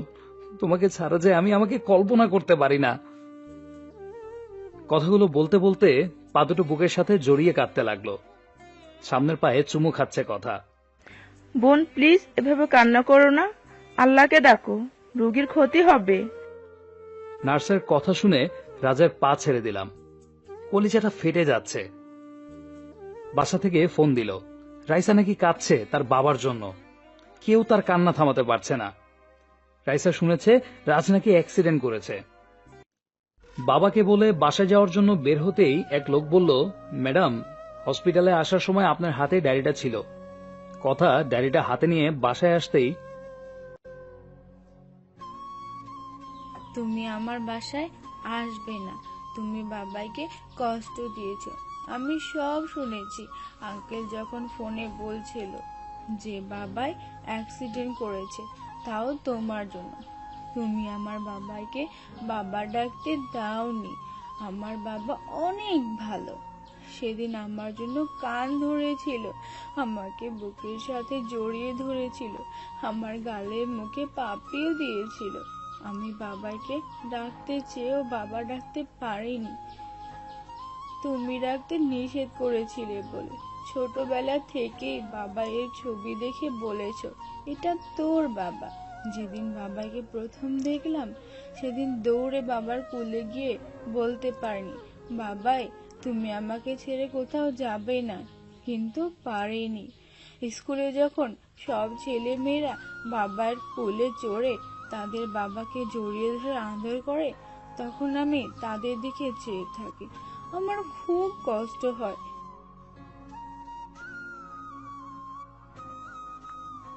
রাইসা মামুনি, বাবাই ভালো হয়ে যাবে। মা আমার, তুমি কেঁদো না। তুমি আমার মা ডাকবে না, তুমি আমার কেউ না। তুমি বাবাইকে কষ্ট দিয়েছো। আমার বাবাইকে বাবাই বলে ডাকতে দাওনি। আমি কি করব? রাইসার কথাগুলো শুনে কলিজা ফেটে যাচ্ছে। সত্যি তো, তার বাবার থেকে রাইসাকে আমি দূরে রেখেছি। বারবার রাজের কথা মনে পড়ছে। রফিক ভাইয়া কিছু বলছে না, শুধু বলল মানুষটাকে বড্ড বেশি কষ্ট দেওয়া হয়ে গেছে রে কথা। আমি দরজাটা লাগিয়ে বিছানায় শুয়ে বালিশে মুখ লুকিয়ে কাঁদতে লাগলাম। হঠাৎ মনে পড়ল রাজ একটা ডায়েরি দিয়ে গেছে। টেবিলের উপর থেকে ডায়েরিটা তুলে বুকে জড়িয়ে নিলাম। ডায়েরিটা খুলতেই চমকে গেলাম। আমার এই হৃদয়ে লিখিলাম তোমারই নাম। ডায়েরির পরের পাতা উল্টাতেই, ওগো হৃদয় রাঙিনী, জানি না কিভাবে শুরু করব। আমি যে অনেক বড় অপরাধী, তোমার অবুঝ ভালোবাসাকে অবহেলা করেছি। জানো, যেদিন তোমাকে হারিয়ে ফেলেছি সেদিন বুঝেছি তুমি কতটা জুড়ে আমার জীবনে ছিলে। জানো, প্রতিদিন তোমার জন্য কেঁদেছি। মাঝরাতে উঠে আল্লাহর কাছে চাইতাম যেন তোমাকে আমার করে দেয়। প্রতি রাতে তোমার ছবিটা বুকে নিয়ে ঘুমাতাম, তোমার ছবি বুকে নিয়ে কাঁদতাম। জানো, মানুষ মারা গেলে নাকি তারা হয়ে যায়, তাই প্রতি সন্ধ্যায় আকাশের তারাদের সাথে কথা বলতাম। আমার হৃদয় রাগিনীকে তারা যেন কষ্ট না দেয়। রাতের আকাশের সবচেয়ে উজ্জ্বল তারাকে তুমি মনে করে কাঁদতাম আর বলতাম, অভিমান ভেঙে এসো না, জড়িয়ে নাও না তোমাতে, আমি যে আর পারছি না তোমার বিরহে। এসব বলে কাঁদতাম। কিন্তু তুমি এতটাই আমার প্রতি অভিমান করেছিলে, যার জন্য আমার সাথে কথা বলো না, শুধু করুণ দৃষ্টিতে আমার দিকে তাকিয়ে থাকতে। সত্যি কি তুমি আমাকে ক্ষমা করবে না? জানো, খুব ইচ্ছে করে তোমাকে এই মরুর বুকে জড়িয়ে নিয়ে শান্ত করতে আমারই প্রাণ। জানো, আজ একটা বাচ্চা মেয়েকে দেখে তোমার কথা বড্ড বেশি মনে পড়েছে। বাচ্চাটা দেখতে ঠিক তোমার মতোই। আমি এতটাই হতভাগা, নিজের বাচ্চাকে নিজের হাতে নষ্ট করেছি। জানো, এখনো সেই রাতের কথাগুলো ভুলতে পারি না। তোমাকে দেওয়া প্রতিটা চরের আঘাত আমার কলিজাতে লেগেছে। জানো, পরের দিন যখন বাচ্চাটাকে ব্লাড দিলাম, সেদিন মনে হয়েছে আমার খুব কাছের কাউকে রক্ত দিচ্ছি। বাচ্চাটার জন্মদিনে বাচ্চাটাকে বুকে জড়িয়ে নিতেই তোমার শরীরের গন্ধ পেলাম। কিন্তু যখন এই সিঁড়িতে তোমার মতোই কাউকে দেখলাম, তখন সত্যি ভেবে নিয়েছিলাম আল্লাহ আমার ডাক শুনেছেন। আমি আনন্দে আত্মহারা হয়ে গিয়েছিলাম। কিন্তু যখন শুনেছিলাম তুমি কথা নও, আমাকে চিনো না, তখন আমার কলিজাটা ফেটে যাচ্ছিল। যখন রফিক সাহেব এসে হাত ধরল, আমার কাছে তখন মনে হয়েছিল কেউ যেন কলিজাটা দুমড়ে মুচড়ে ছিঁড়ে নিয়ে যাচ্ছে। জানো, তুমি নেই জেনেই নিজের অজান্তে পাগলামি করেছি, আর বাসায় এসে কেঁদে বুক ভাসিয়েছি। পরের দিন ঠিক করলাম তোমার জন্য লেখা ডায়েরিটা তানিয়াবুকে দিয়ে তোমার কাছেই চলে আসব। আমি যে আর পারছি না, মৃত্যুর পথ বেছে নেওয়া ছাড়া আমার আর কোনো উপায় নেই। তোমাকে ছাড়া যে এখন আমার নিঃশ্বাস নিতেও কষ্ট হয়। কষ্টটা আরো বেশি হয় যখন তোমারই মতো তানিয়া নামক মেয়েটা তার স্বামীর হাত ধরে আমারই সামনে দিয়ে হেঁটে যায়। জানো, তখন বড্ড বেশি তোমার কথা মনে পড়ে। কি করব, আমি তোমাকে ছাড়া যে বাঁচতে পারছি না। তোমাকে নিয়ে লেখা শেষ অবলম্বনটা তোমাকে মনে করে তানিয়াবুকেই দিয়ে গেলাম। জানো, খুব কষ্ট হচ্ছে লেখাগুলো লিখতে। ডায়েরিটা পড়েই চোখ দিয়ে জল গড়িয়ে পড়ল। আজকে কথার এই মিথ্যার জন্যই রাজ মৃত্যুর কিনারায়। খুব কষ্ট হচ্ছে কথার। রাজের মুখটা বারবার কথার সামনে ভেসে উঠছে। কথার কানে বারবার বাজছে রাজের শেষ কথাগুলো। হঠাৎ বাহিরে কিছু ভাঙার শব্দ পেল। কথা রুমের বাহিরে এসে দেখে রাইসা কাঁদছে। খাবারের প্লেট ফেলে দিয়েছে। মা রাগ করে না, খেয়ে নাও। আমাকে মা বলবে না, আমাকে বাবার কাছে নিয়ে যাও। আর তুমি আমার বাবাকে কষ্ট দিয়েছো, আমার সাথে কথা বলবে না। প্লিজ রাইসা মা আমার, তোমার বাবার কিছুই হবে না। প্লিজ কান্না করো না, খেয়ে নাও। হঠাৎ সবুজকে আসতে দেখেই কথা ভাইয়া বলে কেঁদে দিয়ে বলল, ভাইয়া। রাজ বাঁচবে না? রাজকে ছাড়া আমিও যে বাঁচবো না। সবুজ কথাকে বুকে নিয়ে বলল। তারপর রাজের বাবার প্ল্যান অনুযায়ী তানিয়াকে কথা বাঁচিয়ে রাজের বাড়িতে পাঠায়, আর রিচি পায় তার মাকে। রিচির বাবা রফিক ভাইয়ার সাথে সব প্ল্যান করি, কিন্তু এই জন্য যে রাজ আজকে মৃত্যুর মুখোমুখি হবে তা জানলে কখনো এতটা মিথ্যার আশ্রয় নিতাম না। হঠাৎ রাইসা দৌড়ে এসে কথাকে জড়িয়ে ধরে বলল, আমাকে বাবার কাছে নিয়ে যাও, বাবাকে না দেখে খাবো না। মাম চলো না বাবাইয়ের কাছে, আমরা সাথে বাবাই কথা বলবে। তোমাদের সবার সাথে রাগ করে থাকলেও আমার সাথে বাবাই রাগ করে থাকতে পারবে না। বাবাই জানে আমার সাথে অভিমান করলে তাকে কান ধরে উঠবস করতে হবে। কথাকে কিছু বলতে দেওয়ার আগেই রাইসা কথাকে জোর করে গাড়িতে তুলে নিয়ে গাড়ি চালাতে বলল। কথা রাইসাকে নিয়ে হাসপাতালে আসতেই রাজের বাবার সাথে দেখা হয়। বাবা, আমি সত্যি অনেক বড় অপরাধী হয়ে গেলাম। নিজের স্বামীকে কোন স্ত্রী এতটা কষ্ট দিত না। বাবা, সত্যি রাজকে ছাড়া বাঁচবো না। অন্যদিকে রাইসা তার বাবার রুমে গিয়েই বলতে লাগলো, ও বাবাই, বাবাই কেমন আছো তুমি? কথা বলবে না আমার সাথে বাবাই? জানো বাবাই, তোমাকে মম কষ্ট দিয়েছে বলে মমের সাথে আড়ি দিয়েছি। ঠিক করেছি না বাবাই? বাবাই, তুমি আমাকে বুকে নিবে না? আমাকে জড়িয়ে ধরে আম্মু ডাকবে না? হঠাৎ একটা নার্স এসে বলল, মামুনি, এখানে কথা বলা যাবে না। আপনি চুপ করেন তো, দেখছেন না আমি আমার বাবাইয়ের সাথে কথা বলছি? কথা বলবেন না বাবাই? বাবাই রাগ করেছো? আপনি চুপ করেন তো, দেখছেন না আমি আমার বাবাইয়ের সাথে কথা বলছি? কথা বলবেন না বাবাই? বাবাই রাগ করেছো? ও বাবাই, তুমি জানো মা তোমার জন্য কত কান্না করে? তোমাকে আমি ছোটবেলা থেকেই দেখেছি মায়ের সাথে একটা ছবিতে। বাবা, স্কুলের সব মেয়েরা তার বাবাইয়ের সাথে ঘুরে বেড়ায়, তাদের বাবাই চকলেট আইসক্রিম কিনে দেয়। আমি এসব কিছুই চাই না। তুমি কথা বলো বাবাই, তাহলেই হবে। ও বাবা, কথা বলছো না কেন? দেখছো না তোমার রাইসা কাছে? প্লিজ বাবাই কথা বলো, আর চুপ করে থেকো না। আমাকে বুকে নাও, তোমার বুকে যেতে খুব ইচ্ছে করছে। ও বাবাই, এত অভিমান কিসের জন্য তোমার? মা কাছে বাবাই। বাবা, মা তোমার জন্য রাতে কান্না করে, আমাকে বুকে নিয়ে তোমার নাম বলে ঘুমের ঘরে কান্না করে। তুমি দেখো দাদু ভাইও কাঁদছে, কথা বলবে না আমার সাথে? আমি কিছুই খাইনি, তুমি খাইয়ে দিবে আমায়? তুমি খাইয়ে না দিলে আমি কিন্তু খাবো না। ও বাবাই, কথা বলছো না কেন? আমার খুব কষ্ট হচ্ছে বাবাই, আমার বুকের মাঝে ব্যথা করছে বাবাই। কথাগুলো বলছে আর কাঁদছে। এদিকে রাইসার কান্না দেখে সবাই কাঁদছে। কথার কাছে মনে হচ্ছে তার কলিজাটা ফেটে যাচ্ছে। কিছুক্ষণ পর রাজ কেমন জানি করতে লাগলো। ডাক্তার এসে দেখতেই রাজ কেমন যেন নড়াচড়া বন্ধ করে দিল। রুম থেকে বের হয়ে ডাক্তার চোখের পানি ছেড়ে দিয়ে বলল, সরি, আমাদের আর কিছু করার নেই। আপনারা আল্লাহকে ডাকেন, আল্লাহ যদি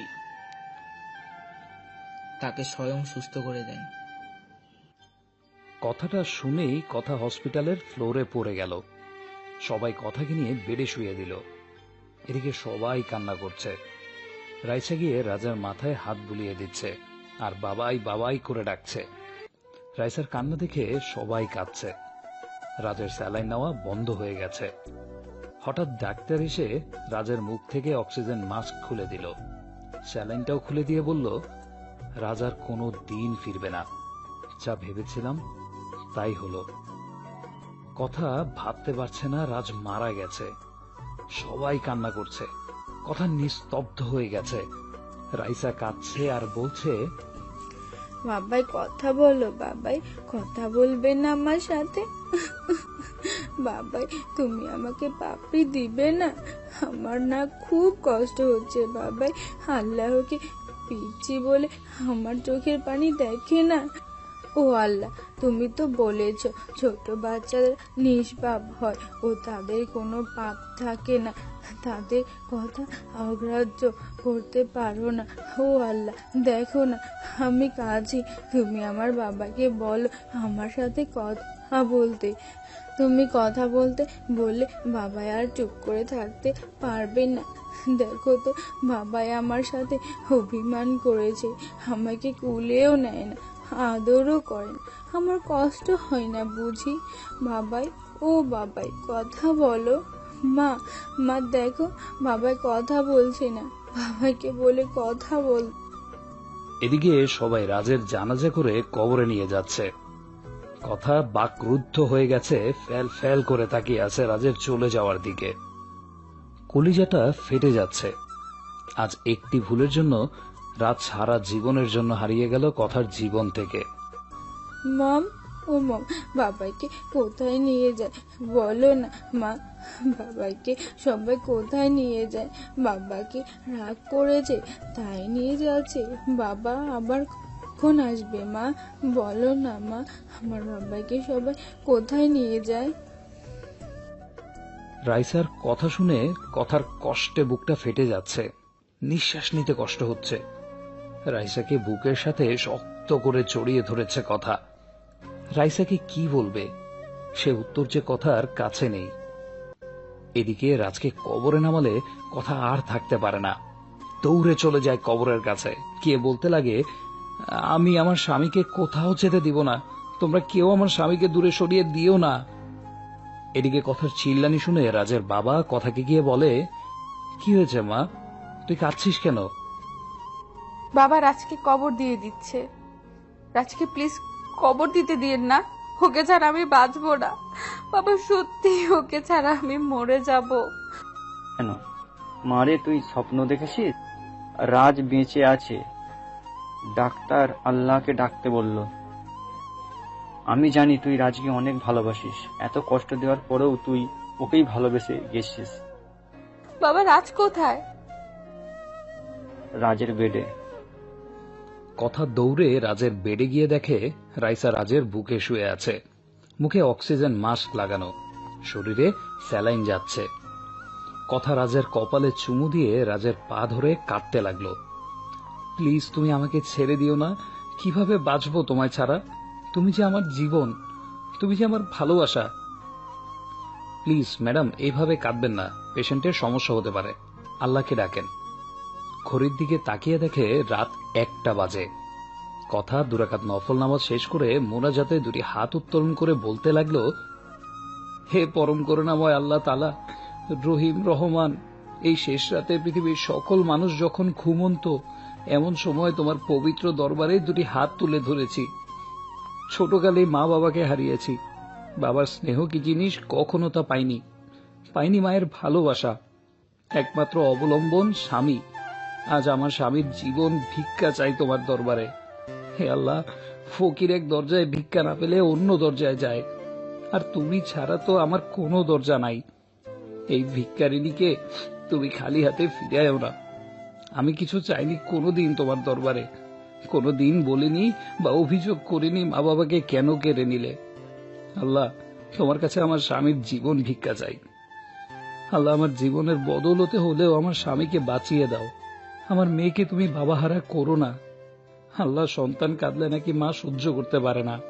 ও আল্লাহ, তুমি তো দুনিয়ার মায়ের চেয়েও তোমার বান্দা বান্দিকে লক্ষ কোটি গুণ বেশি ভালোবাসো। আল্লাহ, এই নিশি রাতে তুমি কি আমার কথা শুনতে পাচ্ছ না? আমার স্বামীকে সুস্থ করে দাও হে আল্লাহ। আমার বেঁচে থাকার অবলম্বনকে আমার কাছ থেকে দূরে সরিয়ে দিও না। নিশ্চয়ই তোমার গুনাহগার বান্দির দোয়া কবুল করেছ। এই কথা বলে মোনাজাত শেষ করে জায়নামাজেই ঘুমিয়ে গেল। ভোরের আলো পড়তেই কথার ঘুম ভেঙে যায়। কথা দৌড়ে যায় রাজের বেডে। কথা গিয়ে দেখে রাজের অক্সিজেন মাস্ক খোলা। ডাক্তার এসে বলল, রাজ আর ফিরবে না। না, আমার রাজ আমাকে ছেড়ে কোথাও যেতে পারে না।